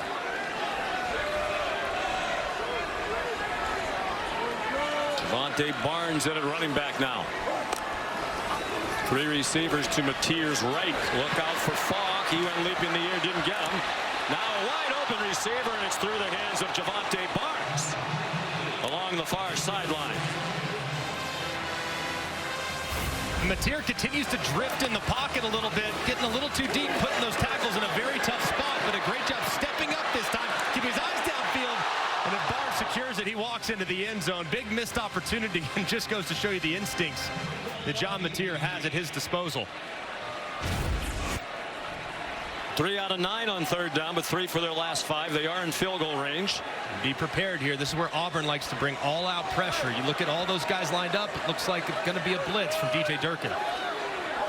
Everybody standing up. It is a blitz. It's a quick slant that ends short of the line to gain by a lot. Deion Burks tackled by Kensley Lador-Faustin. And here comes the field goal unit for Brent Venables. And DJ Durkin has to be thrilled with how his secondary has played today. It hasn't been perfect by any stretch, but the big question mark has the performance against Baylor, where they gave up 400 through the air, and had a big game last week against South Alabama through the air. This secondary's coverage has been outstanding for most of the afternoon. Here's Tate Sandell to put Oklahoma back on top. They lead for the 3rd time on a 32-yard field goal. 13-10 Sooners, middle of the 3rd quarter. Defty, entertaining venue. The topics. What do you think about the tush push? Get out. I have no time for the tush push. It is. I don't want to watch rugby. Plus, I like to see a little more finesse. I like to see a little more action. I want it out. Get it gone. Plus, you can't stop it. And grew up a Cowboy fan, so I don't want to see it. Tate Sandell, his 2nd field goal of the game, has given Oklahoma the lead for the 3rd time. Rayshawn Pleasant, very dangerous return man. 3 career kickoff returns. No chance for that one. I've been through the uprights. Well, this defense has been unbelievable, but Jackson Arnold's helping them a little too. Look at the clock here, all right? Average time to get rid of the pass has to be 2.5 seconds. Right now, you're already at 2.87. He still hasn't found anybody. The eyes are scanned all over the place. But what does Arnold also do? He can break you down on scrambles. So the second he starts to take off, you see Oklahoma defenders immediately corral him, and then here we are back to square one. Mason Thomas back in the game. Look at the clock, holding it forever. The ball has to come out. To hold it over 4 seconds is way too long against an elite pass rush.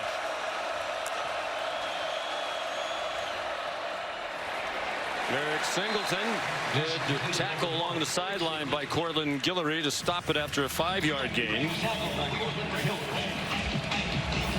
Singleton dynamic when he gets the ball in his hands. He's just 5'9". There's some of those numbers for the Oklahoma defense. 1 sack away from tying the single game school record.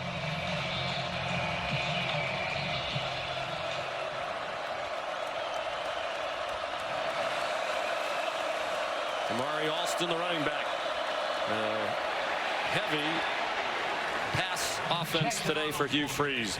Arnold 2 yards short of the first down. Molly. Yeah, Hugh Freeze's reaction to those 7 sacks allowed in the first half, 8 now overall, was to laugh and say they're good. Every play is another twist and another blitz, and he stressed that Jackson Arnold needs to be protected better, but also needs to go through his progressions, trust his receivers to win those one-on-one matchups. He said, had we not made some of those mistakes, we would have been in the lead. They're a top team in this league. We're playing toe-to-toe with them, so he's encouraged, Sean. 3rd down and 2. Big play here midway through the quarter. And that's nothing doing there. The quick screen to Malcolm Simmons. Jaden Jackson's had a nice day in the middle of that defense. Sophomore from Indianapolis who went to IMG Academy in Florida. Hugh Freeze has the offense on the field on 4th down and 2. So far, Auburn has been 5 for 5 this year on 4th down conversions. 4 of those 5 have been quarterback Jackson Arnold running the football. You got to be thinking short yardage. It's Jackson Arnold's legs here for the Auburn offense. Will they snap it? Will they just try to draw him offside? He goes under center. Lined up like they're going to try to execute a tush push. Doesn't look like they're going to snap it.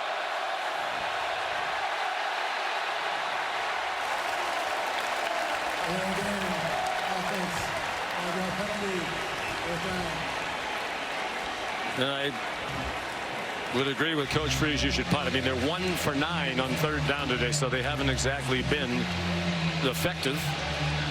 And they have -2 rushing yards on the day. You factor in the sack yardage as well. So They are not winning at the line of scrimmage in the run game, so I agree. Defense is playing great, punted away, play some field position.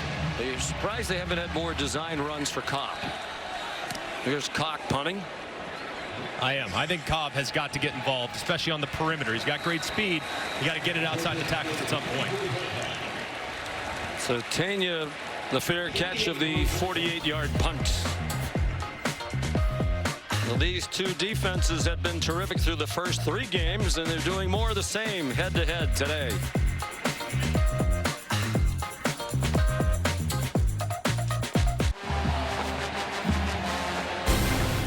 Cap off your NFL Week 3 with Monday Night Football. What an appealing matchup at 8 p.m. The Detroit Lions and the Baltimore Ravens. Peyton and Eli will be on ESPN2. Coverage on ESPN begins with Monday Night Countdown at 6 p.m.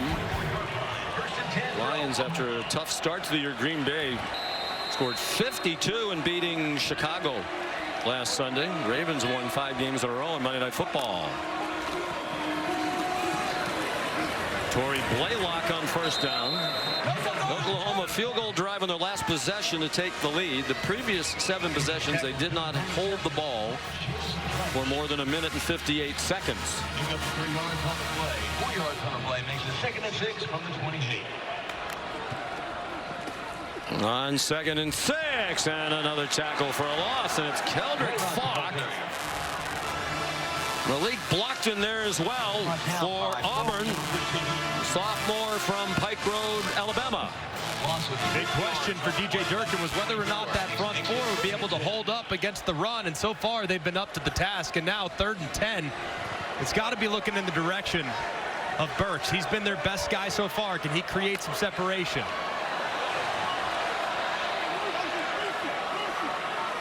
Still 10 seconds on the play clock for Mateer.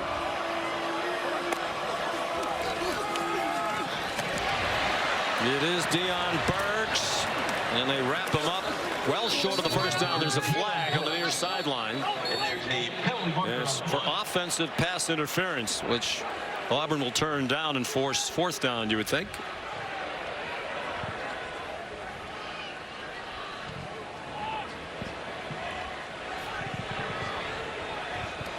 Pass interference. Offense, number 5. That penalty's declined. 4th down. Second time today, Isaiah Satane has been called for that. And very similar to the one we saw a little bit earlier. This time it's even more blatant. He goes right out towards Kayan Lee. I mean, what usually offenses would call it like a rub. You know, that doesn't sound so, quote, illegal.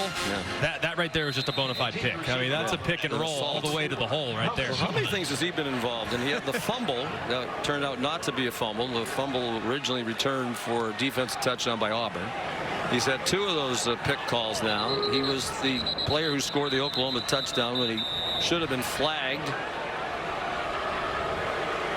And now the officials are going to chat. They had been relatively understated here in the first 10 minutes of this quarter. Relatively. Probably worn out. I would think they might have taken naps at the half. Hugh Freeze has his job in large part because Brent Venables doesn't. There was clarification on whose helmet came off. Brent Venables turned down the Auburn head coaching job prior to the 2021 season. So it was a tough decision. We've been told by some he actually accepted it and changed his mind, citing a lack of alignment. They hired Brian Harsin. That didn't go well. 11 seconds. And then he was replaced by Hugh Freeze. Brent Venables went back to Clemson for 1 more year after turning down the Auburn job, and then came here to Oklahoma, where there's great alignment, thanks in large part to the stability of one of the great athletic directors of all time, Joe Castiglione, who's been here since the late 90s. Not a good punt by Grayson Miller. Well, he got plenty on the bounce.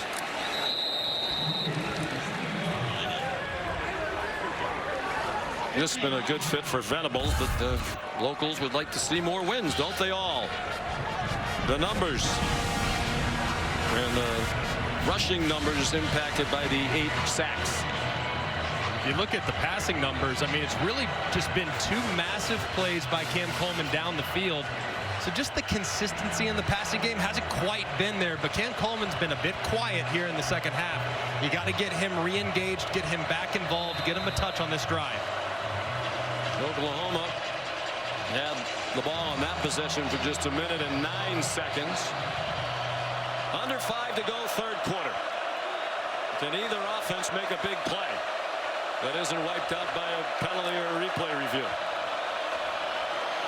Jeremiah Cobb. Jeremiah Cobb stays on his feet. Where has he been all afternoon? Our Mason Thomas finally ran him down. That's a 44-yard run. And this is wild, too, because it looked like number 5, Kendall Daniels, going to make the play right there in the backfield, but Cobb got skinny and hugged right off his left guard. Dylan Wade's behind.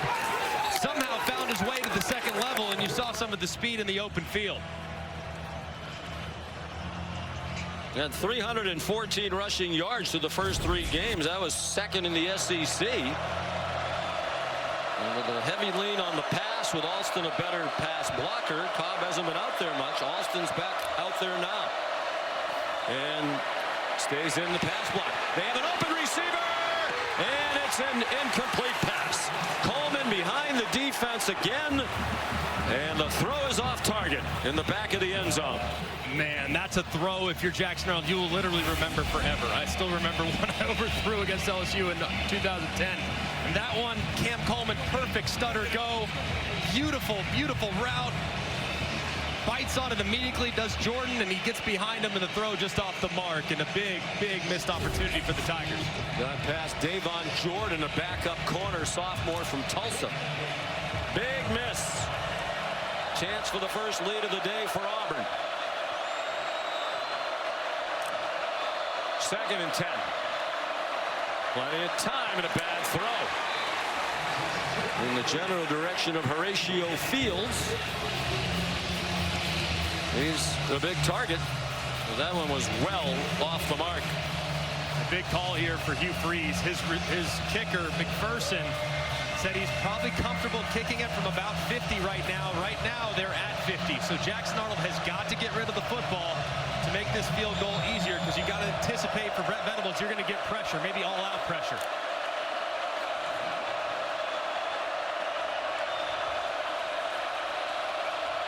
They bring Alston back to the right hip of Arnold. Couple of errant passes when there were plays to be made, and now a flag thrown by the line judge on the near side for a false start. Before the snap, I'll start. Offense, number 65. That one might definitely take them out of a field goal try now. Xavier Chaplin, the left tackle. 5th penalty on the offensive line. Now, I don't think you're going to get that blitz look from Oklahoma. They're already out of field goal range, so why try to knock them out? I would anticipate Oklahoma trying to keep everything in front of them. And if you're Auburn, probably thinking some type of quick screen, some high percentage throw to make this field goal a little easier. Unless you get Coleman in one-on-one.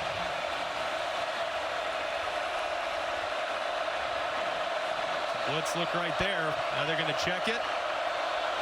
Can they hold up long enough to get a look towards their top wide receiver at the top of the screen? Pressure coming. Malcolm Simmons, run after the catch, gets them down to the 32. Hugh Freeze said yesterday he thought McPherson might be able to make a 50-yarder, but that Alex would tell him after the warm-up how he feels. So apparently it's a little bit out of his range, so they're going to try Connor Gibbs for a 50-yard field goal, which would tie it.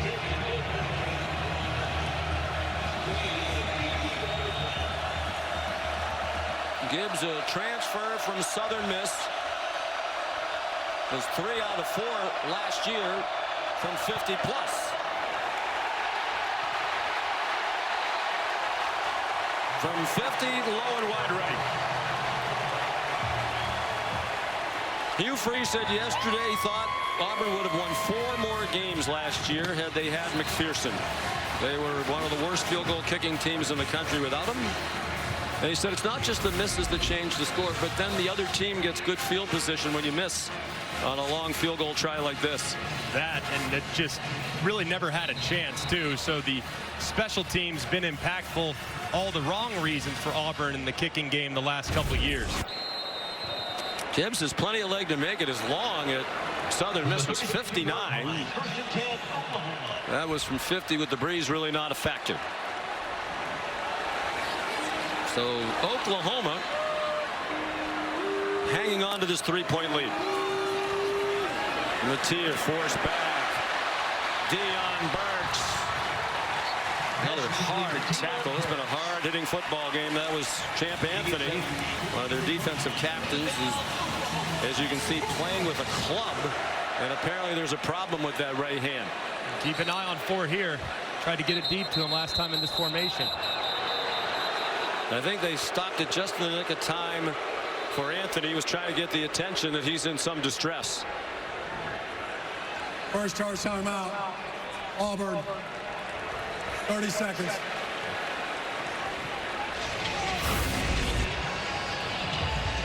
Big collision there between Burks and Anthony. Burks not a big guy, but so explosive. So he goes to the ground, and nothing that would indicate anything too significant there, but some discomfort like you referenced. He pointing to the sideline, waving to the sideline, looking for some help.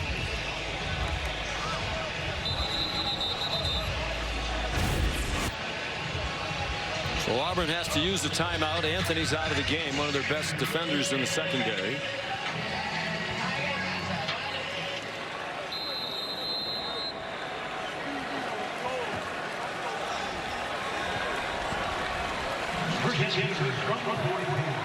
Them doing this little muddle huddle, it might make you think they're going to run to the line real quick, heavy play action, take a shot. Let's see what they do. Or unbalanced with the tackle on the right side. Matier, design rollout to the right, slings it to midfield, caught out of bounds to Tanya, short of the first down. Matier does have that 3-quarter delivery ordinarily. Says back in the day some coaches try to change it, but now the attitude if it isn't broken, don't fix it. He was a baseball player, very good one. Thought about playing college baseball instead of football for a long time. He was a shortstop. They bring a blitz from a couple of directions and a big tackle, or else Satania might have been on his way. It's a 12-yard gain for Oklahoma, but Anquan Figgins might have saved the touchdown with the trip. Under 2 minutes to go, third quarter. Now they get to the huddle really quickly. Those receivers get wide. Now with only 5 in the box, defensively, you might be anticipating run. That's why you get those splits as wide as you can. Matier down the middle, flags everywhere. Canick the catch. And it stands. It's a first down inside the 20 to Jaron Canick. And apparently it's going to stand. They're not bringing the ball back. There are 2 flags. Holding. Defense, number 24. No penalties decline. Results of the play. First down. Kieron Crawford. And it just goes to show you how much faith they have in Matier's arm and his accuracy. I mean, that box count right there, 5 in the box with 5 blockers, that's inviting run all day long. Instead, they say, forget about it. We don't care about the box count. We're going to take a shot. And Canick goes up and makes a nice play. He's been a standout in his first year at tight end. Came into today 245 receiving yards, leading Oklahoma and leading all tight ends in the country. Deion Burks. Tackled by Jared Smith. Brown wanted a horse collar. One was called earlier against Oklahoma, but in this case it looked like they grabbed the side, the shoulder, but not in the actual collar itself or on the nameplate. So I think it's a correct call. Yeah, he has him by the sleeve. And very little arguing on that Oklahoma sideline. It was right in front of them. Under a minute to go in the third quarter. 2nd and 13 from the 21. Pressure. Matier dumped it off. Satania short of the first down. Excuse me, Keontez Lewis. Transfer from Southern Illinois. 10-yard gain. Arbuckle. Coach Buck, as Matier calls him. And Matier starting to find the rhythm. He's over 200 yards passing now. Blaylock dropped. Matier had thrown for at least 270 in all 3 games. coming into today. They didn't throw for 270 against any FBS opponents all of last season. He wants another snap before the end of the quarter, and it's 4th down and 2. Are they really going to go for it? We'll find out when we go to the 4th. End of 3 in Norman, Oklahoma. This is the end of the 3rd quarter. Sooners leading the Tigers 13-10. ESPN's presentation of college football on ABC will return after this message and a word from our ABC stations.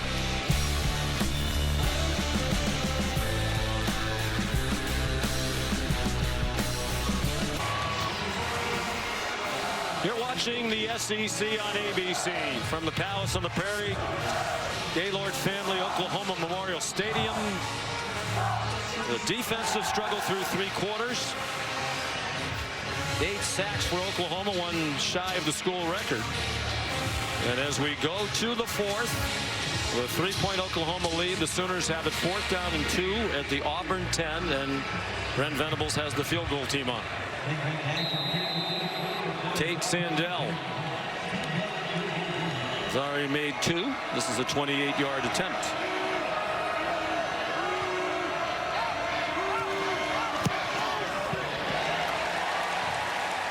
And it's a 6-point lead. Well, Brent Venables is the defensive play caller. He took that back this year. So a lot of times when the head coach is calling the plays on one side of the ball or the other, he has somebody on his staff who's particularly helpful in helping manage game situations, timeouts, and that sort of thing. And Brent Venables told us yesterday that man has been Kevin Wilson, longtime assistant here at Oklahoma. Back in the Bob Stoops era, a lot of that time, Brent Venables was also on the staff. Coach Stoops is here today. Of course, he went on to be the head coach at Indiana and Tulsa. And that's a great resource to have. A guy who's led a team before.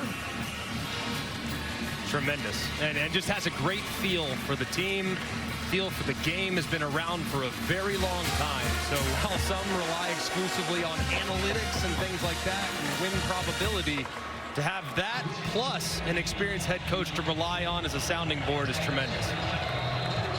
And I agree with the decision to kick the field goal. Total defensive game like this, make Auburn have to score a touchdown to beat you. Especially with how Oklahoma has struggled to run the football today. So picking up a 4th and 2 is no picnic. Sandell, the kickoff. It lands in the back of the end zone. So Jackson Arnold, the quarterback here at Oklahoma the last 2 years, last season as the starter. On his return to Norman, 15 for 24 for 173 and a touchdown. He still has not thrown an interception. That is 247 straight passes without a pick. That dates back to the game that he was yanked as the starter last year in the game against Tennessee. 4th game of the year. He was 7 for 16 with an interception. They pulled him. Michael Hawkins Jr. came in, was the starter until Arnold replaced him off the bench in game 7 and started the rest of the way. Plenty of time again. Damari Alston to the 37-yard line. Jackson Arnold credited with 13 rushes for -20, but then again, all the sacks come on his rushing coach. On that play, that kind of showed Jackson Arnold's maturity. They call a shot play with max protection, and the safety stays way over the top of Cam Coleman, decides to check it down, pick up a 1st down on the underneath throw. Now that safety is really talking him out of throwing it anywhere deep over to the left-hand side. Alston again weaves his way across the 40 before he is stacked up by a defense led by Peyton Bowen. You have a receiver that's as good as Cam Coleman. Naturally, he's probably going to get doubled a lot. So you got to have someone on the other side that you have tremendous faith in. That's why you go to the portal and you go get a guy like Eric Singleton. If they're going to double 8, one has to be the guy that can win over the top and get behind the defense.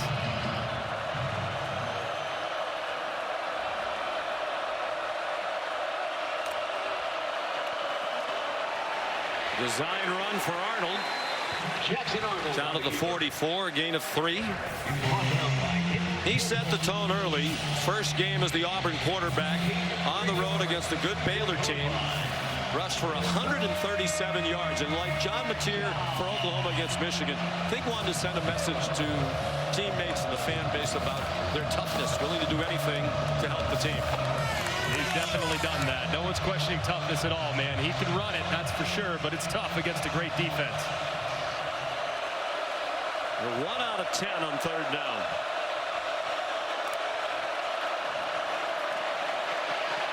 Can't complain about the time he's been given, and he's on target there to Alston.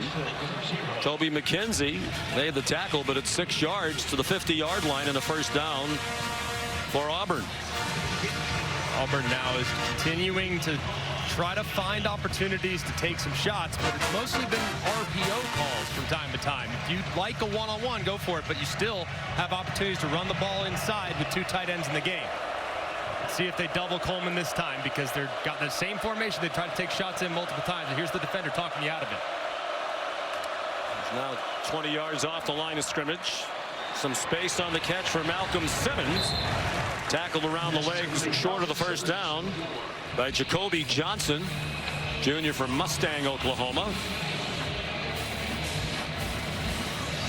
Well, Jackson Arnold met all 3 of the criteria that Hugh Freeze was looking for in a quarterback when he went into the portal. He wanted someone who could operate an RPO offense. He wanted somebody with a strong arm to take those deep shots down the field. And he also wanted somebody who could run the football on design quarterback runs. Every time Freeze has had a 10-win season, wherever he's been, he's had that kind of a quarterback. Including Malik Willis at Liberty, won 10 games at Lambeth, 10 at Arkansas State, 10 at Liberty, 10 at Ole Miss. And he said every time we won 10 games, we had a quarterback who could do all those things. Yeah, athleticism at that position and being able to have quick hands in the RPO game, but plenty of arm to get it outside. Checking those 3 boxes, he said when they looked at the portal options this year, there were 2 guys that really did it. One was John Mateer, the other was Jackson Arnold. And they sure are happy to have Jackson Arnold there on the Plains.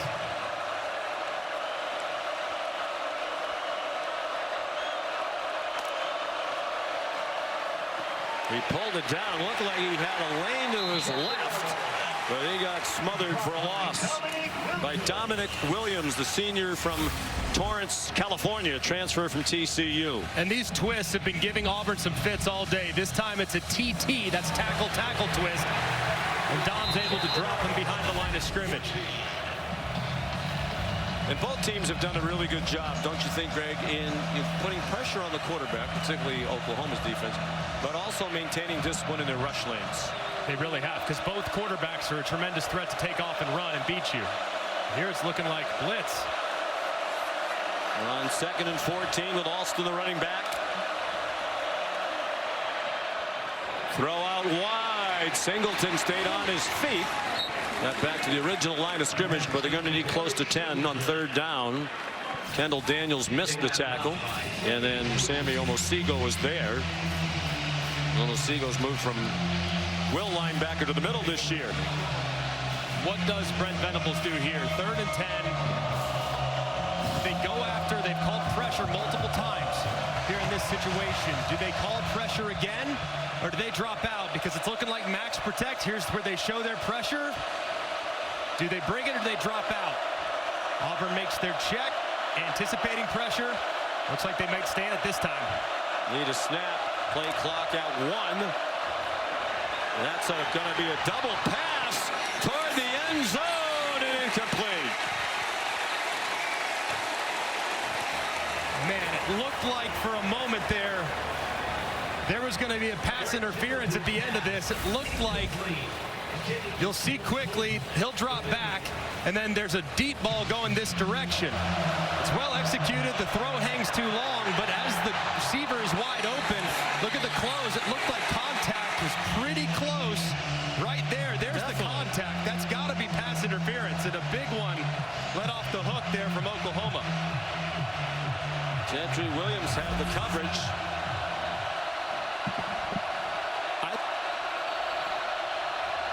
Fourth down and 11. They were lined up like they were going to go for it. Second charge timeout. I think with this much time, punt the ball, lean on your defense to get it back was as well as they played today.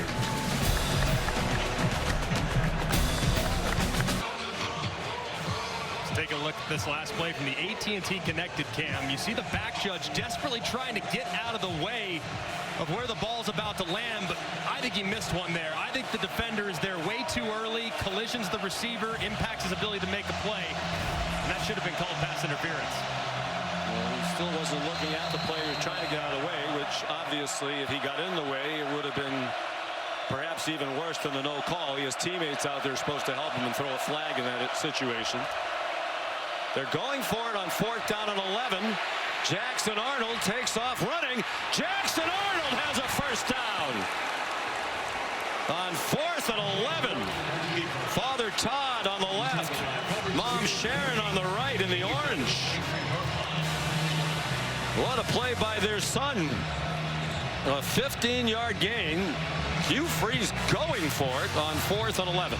And what a play. I mean, one of the few times today we've seen this Oklahoma defensive line lose contain up the middle. They've been so good. And then on arguably the biggest snap of the game for Auburn's offense, the quarterback scramble makes it right for the conversion.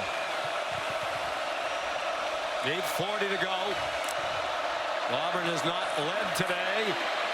Arnold flushed again. Smart to throw it away. Crowd thought there was some holding there. Flags have come far less frequently here in the second half. There were 15 assessed penalties in the first half, only 2 here in the second. Crowd looking at replays on the big screen in the end zones, and they're convinced the holding they saw live, they saw on the screen. It looked like the right side of the offensive line might have held up with the guy holding a little bit off the right side. 2nd and 10, 8.5 to go. They crowd the line again. They put pressure on.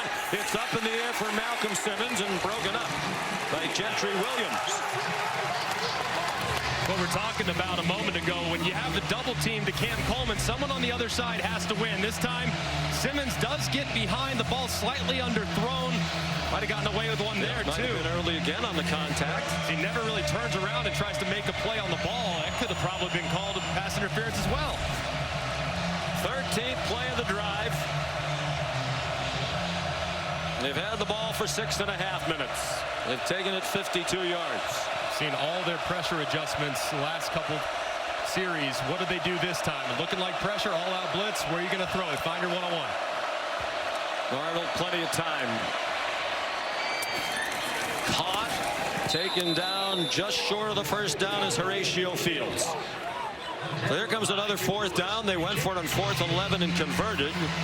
And I think, given the way this game's gone, Greg, don't you just have to go for this? I think you do. You did on 4th and 11 a moment ago. I would anticipate you doing it again here. And they said earlier, 5 for 5 on 4th downs this year, 4 for 4 on 4th and 1s. All 4 of those conversions with Jackson Arnold's legs. Anticipate quarterback run here on 4th and short. 1 for 2 on 4th down today. Alston, the running back. He got tangled up, but the play won't count. They've stopped it. Flags and whistles. That was a disaster waiting to happen for Hugh Freeze. I'll start. Offense, number 65. I get penalty. 4th down. Xavier Chaplin. Big play call here for Coach Freeze. Now it's 6 yards to go. And it might have been a blessing in disguise, because this play was not going to pick up that first down as Alston jumped to the outside. But 65, Chaplin leaning just a bit before the ball is snapped. 10 Auburn penalties, 6 against the offensive line. Midway through the 4th quarter, Oklahoma leading by 6. But Auburn's in the red zone.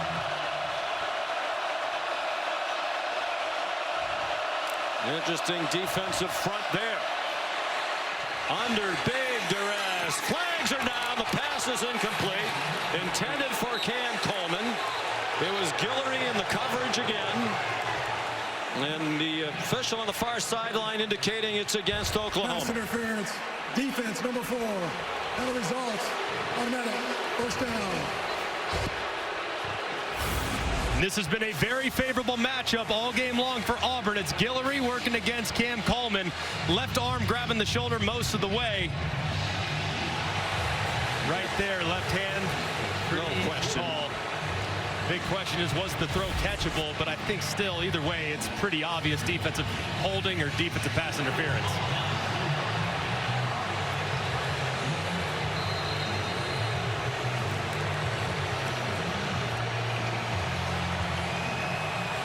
First and goal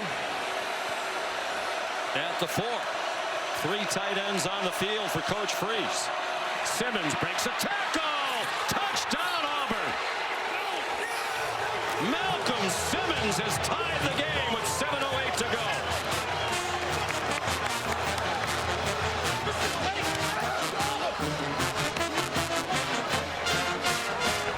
And what a drive. Led by the former Sooner, Jackson Arnold, the key play of the game so far. His run for the first down on 4th and 11. Mom beaming with pride, as she should be. They endured a very rough year here last year when he was a Sooner. So here's McPherson to give Auburn its first lead of the day.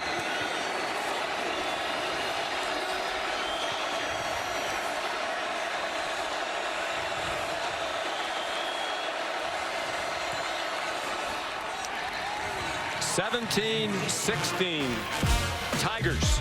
And a massive penalty on 4th down.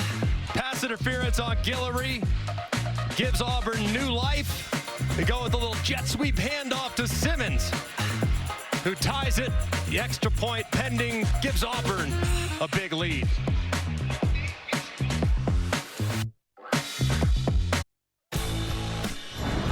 SEC on ABC College Football is presented by Burger King. You rule. Malcolm Simmons, first rushing touchdown of his career on his first carry of the season. Talented wide receiver out of Montgomery, Alabama.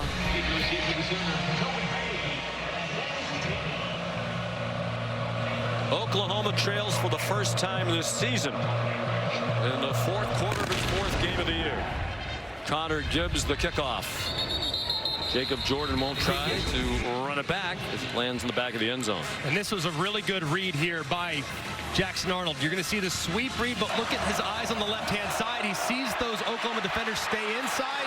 A great block by Frazier, 87 to the outside, as the progressive pylon cam gives you a look at that block, and Simmons hugs it for a nice touchdown run.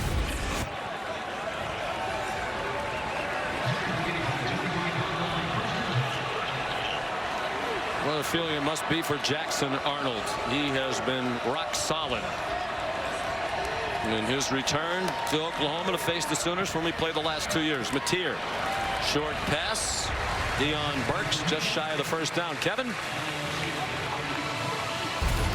Sean, 6-time world champ CM Punk, and the return of his wife AJ Lee, ready to face Seth Rollins and Becky Lynch in a mixed tag team match.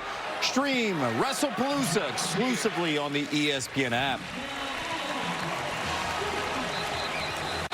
Kevin, thank you.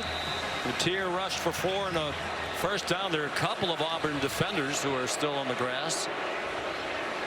17 is Xavier Atkins, one of their leading tacklers, and Malik Blockton's a backup defensive tackle.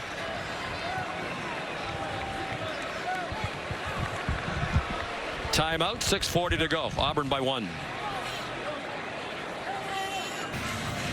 When we're finished here in Norman, Oklahoma, we head to Miami. Malachi Toney, what an electric wide receiver he is for the undefeated Canes in the in-state battle against Florida. A great day of college football. Still a lot of action to come here. The Prairie on the Plains in front of 83,639. Auburn, a memorable drive to take its first lead. Almost as many points allowed by Oklahoma today as it gave up in their first 3 games. And now Mateer, who's 8 for his last 8 and 13 out of his last 14. Satania, his career high 8th catch, surpassing the 70 he had last week at Temple. This one's good for a 7-yard gain. And so far here in the second half especially, it's been the slot receivers for Oklahoma that have created a lot of problems for this Auburn defense. Just short little underneath throws to those slot receivers, Satania and Burks.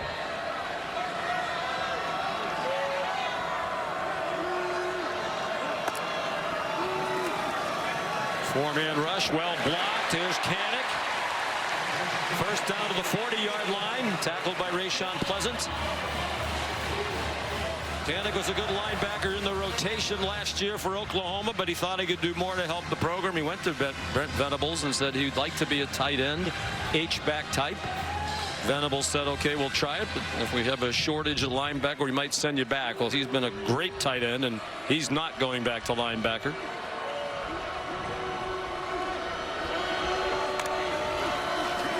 Here comes a blitz. Latier got it off. A deep throw. Caught by Satania.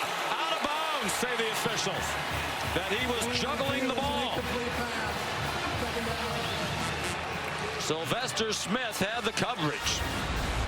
Looked like initially he was going to reel it in, and Smith gets that left hand in, just never could secure it as it bounces all the way almost into the stands. But a perfect throw there, and one that you'd love to have your slot receiver reel in. But a good job by Smith playing all the way through it. I think they're going to review this one. And I would like to bring in Matt Austin. Matt, my question would be, we hear so much about you have to finish the catch. But it looks like he has possession as he goes across the boundary. He takes a couple of more steps to where the play should be dead. So, I mean, how long does he have to have the ball in his possession? Well, what the replay official has to decide, is he an upright receiver or is he going to ground to make the catch? I say he's an upright receiver, so he does not have to survive the ground. He's only going to the ground because the defender's tackling him going out of bounds. When we talk about catches, we talk about a second act. If we're making a football move, that doesn't necessarily be limited to the offense. Not to interrupt, Matt, I think the question now is, did he have possession of the ball, or was it sliding around that whole time, never really fully in his grasp? It looked to me like he had complete control of it until they got out of bounds and it was swatted away by the defense. And this is a good look at it right here. Watch the right hand. It feels secure. It's secured right there. It's secured right there. Right hand still secure all the way through, still secure at this point. And now that's when it gets dislodged. So I'm with you guys. I think this one could be overturned after looking at it again. I mean, there have been a lot of big and bizarre plays in this game, and it feels like Satania's been involved in every one of them. After further review, the receiver did complete the catch, but his contact afterwards, first down.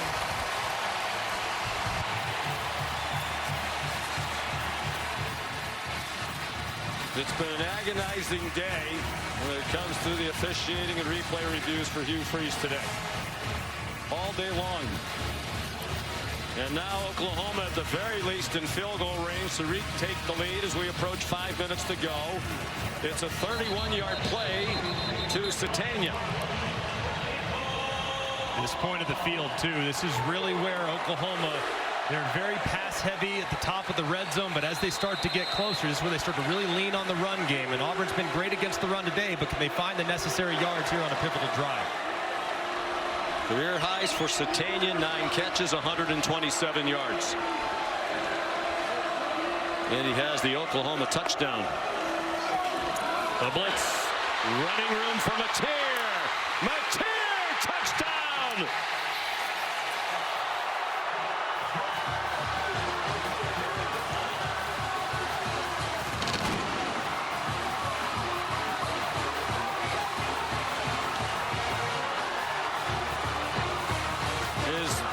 Straight game with both a rushing touchdown and a passing touchdown. And they will go for 2 to try to make it a 7-point lead with 4:54 to go. Matier's 5th rushing touchdown of the season.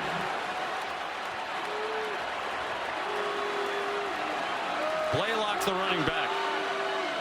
Will it be Matier again? No, he's going to sling it. Well, he might have hit couple of Oklahoma receivers on the way across the back line. That was Go for Dose, brought to you by Dos Equis. They come up empty. And this is just a great recognition by Mateer. Look at all those defensive bodies to the left-hand side, but just 2 play sides. So what does he do? Drops back, goes immediately. Outstanding instincts. You got great numbers. They're light on the right side. Take advantage with your legs. You got hat on a hat blocking. And it's nothing between the end zone but one defender who Mateer will gladly take on for the go-ahead score. Good block by Deion Burks on Rayon Strader. Help him get across the goal line. The view from the progressive pylon cam, they cap a 75-yard drive in 6 plays. Helped by the replay review. Mateer was 6 for 6 passing for 62. He's completed his last 11. And then he scored the rushing touchdown. Beautiful execution and rhythm on that drive for Oklahoma. That was a thing of beauty from start to finish. 10 straight games with both a passing and rushing touchdown back to last year for Mateer. It is the longest such streak in FBS football since De'Aaron King did it 16 games in a row, Houston and Miami, 2018 through 2020. The only others to do that in 9 or more games in a row, both a rushing and passing touchdown since 2000, are Tim Tebow, Lamar Jackson, and Marcus Mariota, all 3 of whom won the Heisman Trophy. Pretty good list right there. So Jackson Arnold, it's going to be your turn.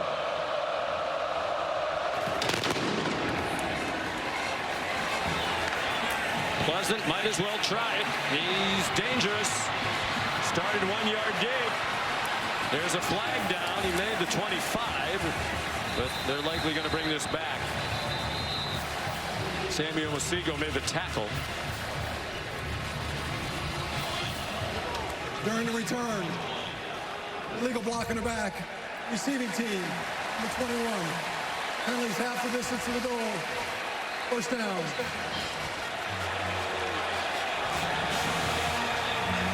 So here's Jackson Arnold. 20 for 31 for 211, a touchdown, still not an interception.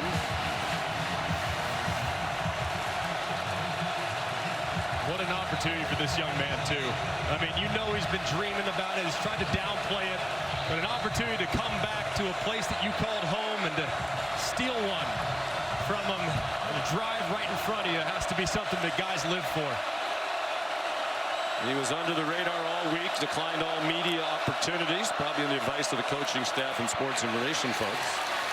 Jeremiah Cobb gets 2. Molly? Well, after Auburn's last touchdown, the sideline erupted, coaches and players all yelling, except for quarterback Jackson Arnold, who went straight to his iPad. All business, watching that drive back, focusing on what he missed, where he can be better, and he is laser focused. And he told his team pregame, I will play my heart out to get this win. He's not celebrating or satisfied until this one's over, Sean. Alston, the running back, on 2nd down and 7. And the clock in issue with 4:10 to go. Just one timeout for Auburn. Flag down to the line of scrimmage. Arnold scurries out of bounds near the 13. Flag thrown on the far sideline. If it's against Oklahoma, both teams will have double-digit penalties.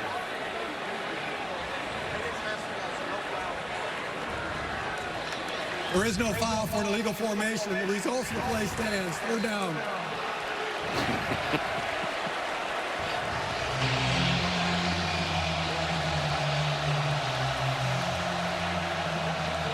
Three-yard gain for Arnold. So far, it's been a lot of pressure from Brent Venables on 3rd and mediums. Can anticipate all those guys walking up, and Hugh Freeze had similar situation last year, threw a slant, got picked to the house. Anticipate something outbreaking. It's safe to the outside. Arnold steps away, throws, caught, 1st down. Horatio Fields. Coach Freeze raved about him yesterday. A transfer from Wake. Citing Fields as that steady force in what is still a relatively young wide receiver group. Called him kind of a father figure, and what a moment for him to step in and make his first catch of the game to pick up a big 3rd down. 3 years at Wake Forest, caught 39 balls for the Demon Deacons last year. 3:10 to go. Same formation, but they're going to probably bluff out. If they get one-on-one, they can take it up top. Arnold, nowhere to go. David Stone there. Coach Venables raved about him yesterday, one of the most improved players in their program. 2nd and 10. You'd have to think it's 4-down territory throughout now, Greg. Under 3 minutes to go. Only one timeout left, and a field goal does you no good. These safeties kind of sneaking around right here. What do they do? Arnold under duress. Did well to stay on his feet. Here come more flags. He's down. Would be the 9th sack. Tying the school record for Oklahoma. It'll be the 6th time they've done it.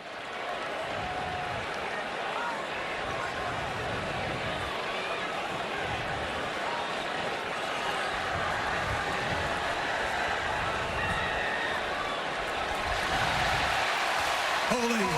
Offense. Number 75. 10-yard penalty. 2nd down. Connor Lew, the center. So it will not be a record-setting sack. Brent Venables decided to take the penalty. Additional lost yards for Auburn, but they get the down over again. The play was a loss of 2.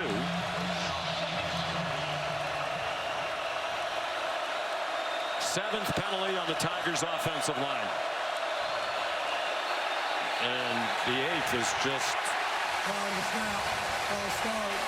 Offense. I mean, you wonder if that's fatigue going part of Xavier Chapman. He just got up out of his stance when they were nowhere near snapping the ball, it seemed.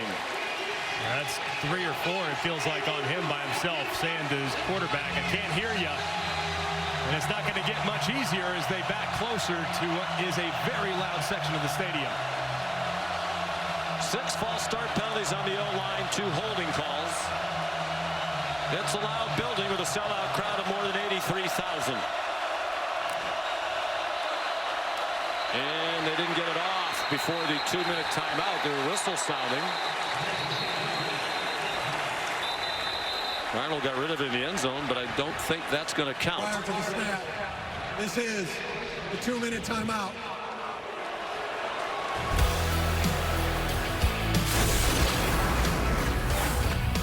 Two minutes to go. Mateer and Arnold both making plays for their teams when it mattered most this afternoon.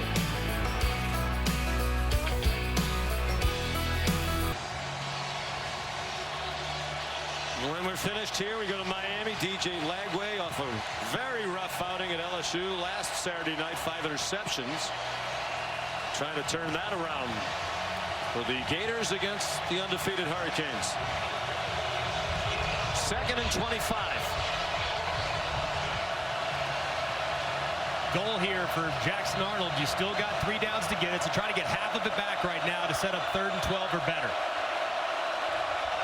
They need 92 yards in 2 minutes with 1 timeout. He did well to get out of the end zone. He got barely across the line of scrimmage. Run down again by David Stone.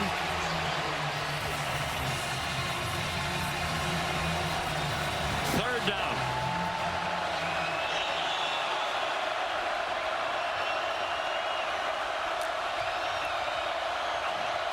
Arnold. Look out, he gets buried. Back at the 3-yard line by Grayson Halton. The school record tying 9th sack for Oklahoma. 6 times it has happened in their history. Last ditch for Hugh Freeze and the Tigers on 4th and 29. Let's throw a Hail Mary towards Ken Coleman. He goes down to the end zone, a safety. On the 10th sack, a fitting ending to this one. Although it's not over yet as they celebrate the sack by our Mason Thomas.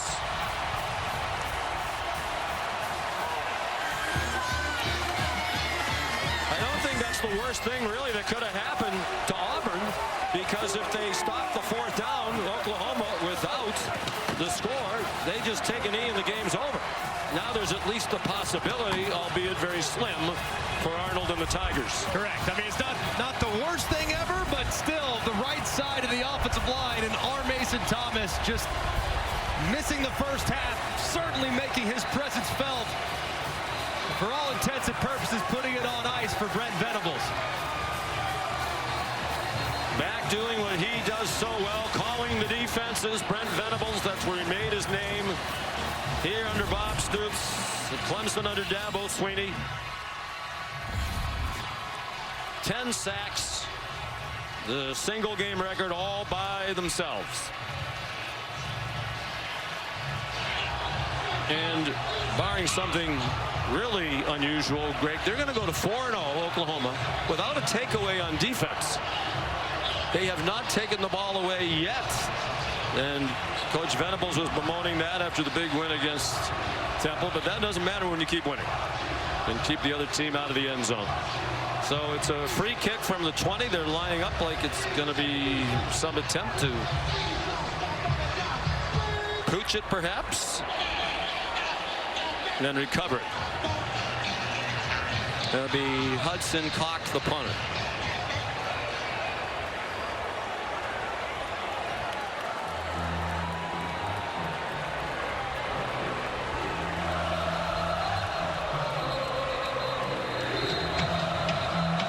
Timeout called by Oklahoma. First charge timeout. Oklahoma, 30 seconds. Been an agonizing day in so many ways for Hugh Freeze.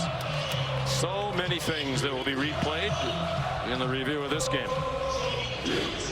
including with the SEC officiating folks. So the top two teams in the country, as we look at the college football rankings, brought to you by Goodyear, idle this week, as is number 5 Georgia. You would expect LSU to cruise. They'll be at Ole Miss next week. Our afternoon offering on ABC. Big one tonight in the Big Ten. Illinois and Indiana. Indiana haven't really played anybody just yet, and they'll get a top 10 Illinois team coming to town. But I have a feeling Indiana's got a couple things up their sleeve for that game. Will Brent Venables' team be in the top 10 next week? We'll see what happens ahead of them. You got a very strong argument. Part of that depends, too, on what happens with Michigan against Nebraska. If they get a win, that only strengthens their resume. Here comes the free kick again. Timeout came just before they tried it the first time. Has to go 10 yards. And the officials waving their arms. It is Oklahoma's ball. Didn't go 10. So that should do it. Brent Venables, some thought was on the hot seat at the end of last year. Gave $1 million in compensation back. He's a very well-liked guy. He's a good guy. He was here for a long time as an assistant. I mean, the locals are behind him and cheering for him. But at a certain point, you need to win. And this is going to be a huge win for him and for this program. And what a statement, too. I mean, offense didn't have, by any stretch, their best day. To win a game in the SEC with just 300 yards of total offense, -1 in the turnover margin, countless moments in which the ball could have bounced in either direction. You take this one and run. Hugh Freeze has to be disappointed with all the opportunities that seemingly got away from the Tigers. All John Mateer needs to do is take a knee. Neither quarterback was a huge running threat today. Jackson Arnold had the big run on 4th and 11. But both defenses kept the running aspects of these opposing quarterbacks in check. But Mateer 271 passing. That's 270 or more for the 4th straight game. And he's going to finish 11 for his last 11.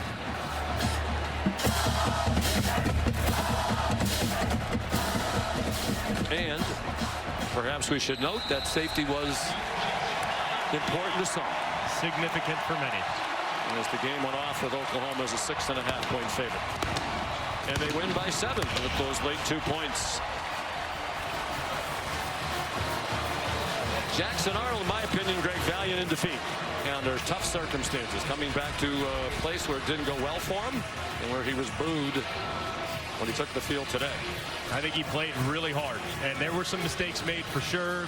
Love to see him take a few less sacks, get the ball out a little quicker, man. But, man, he answered a lot of questions today about his toughness, and should feel good about the effort. Here's Molly with John Mateer.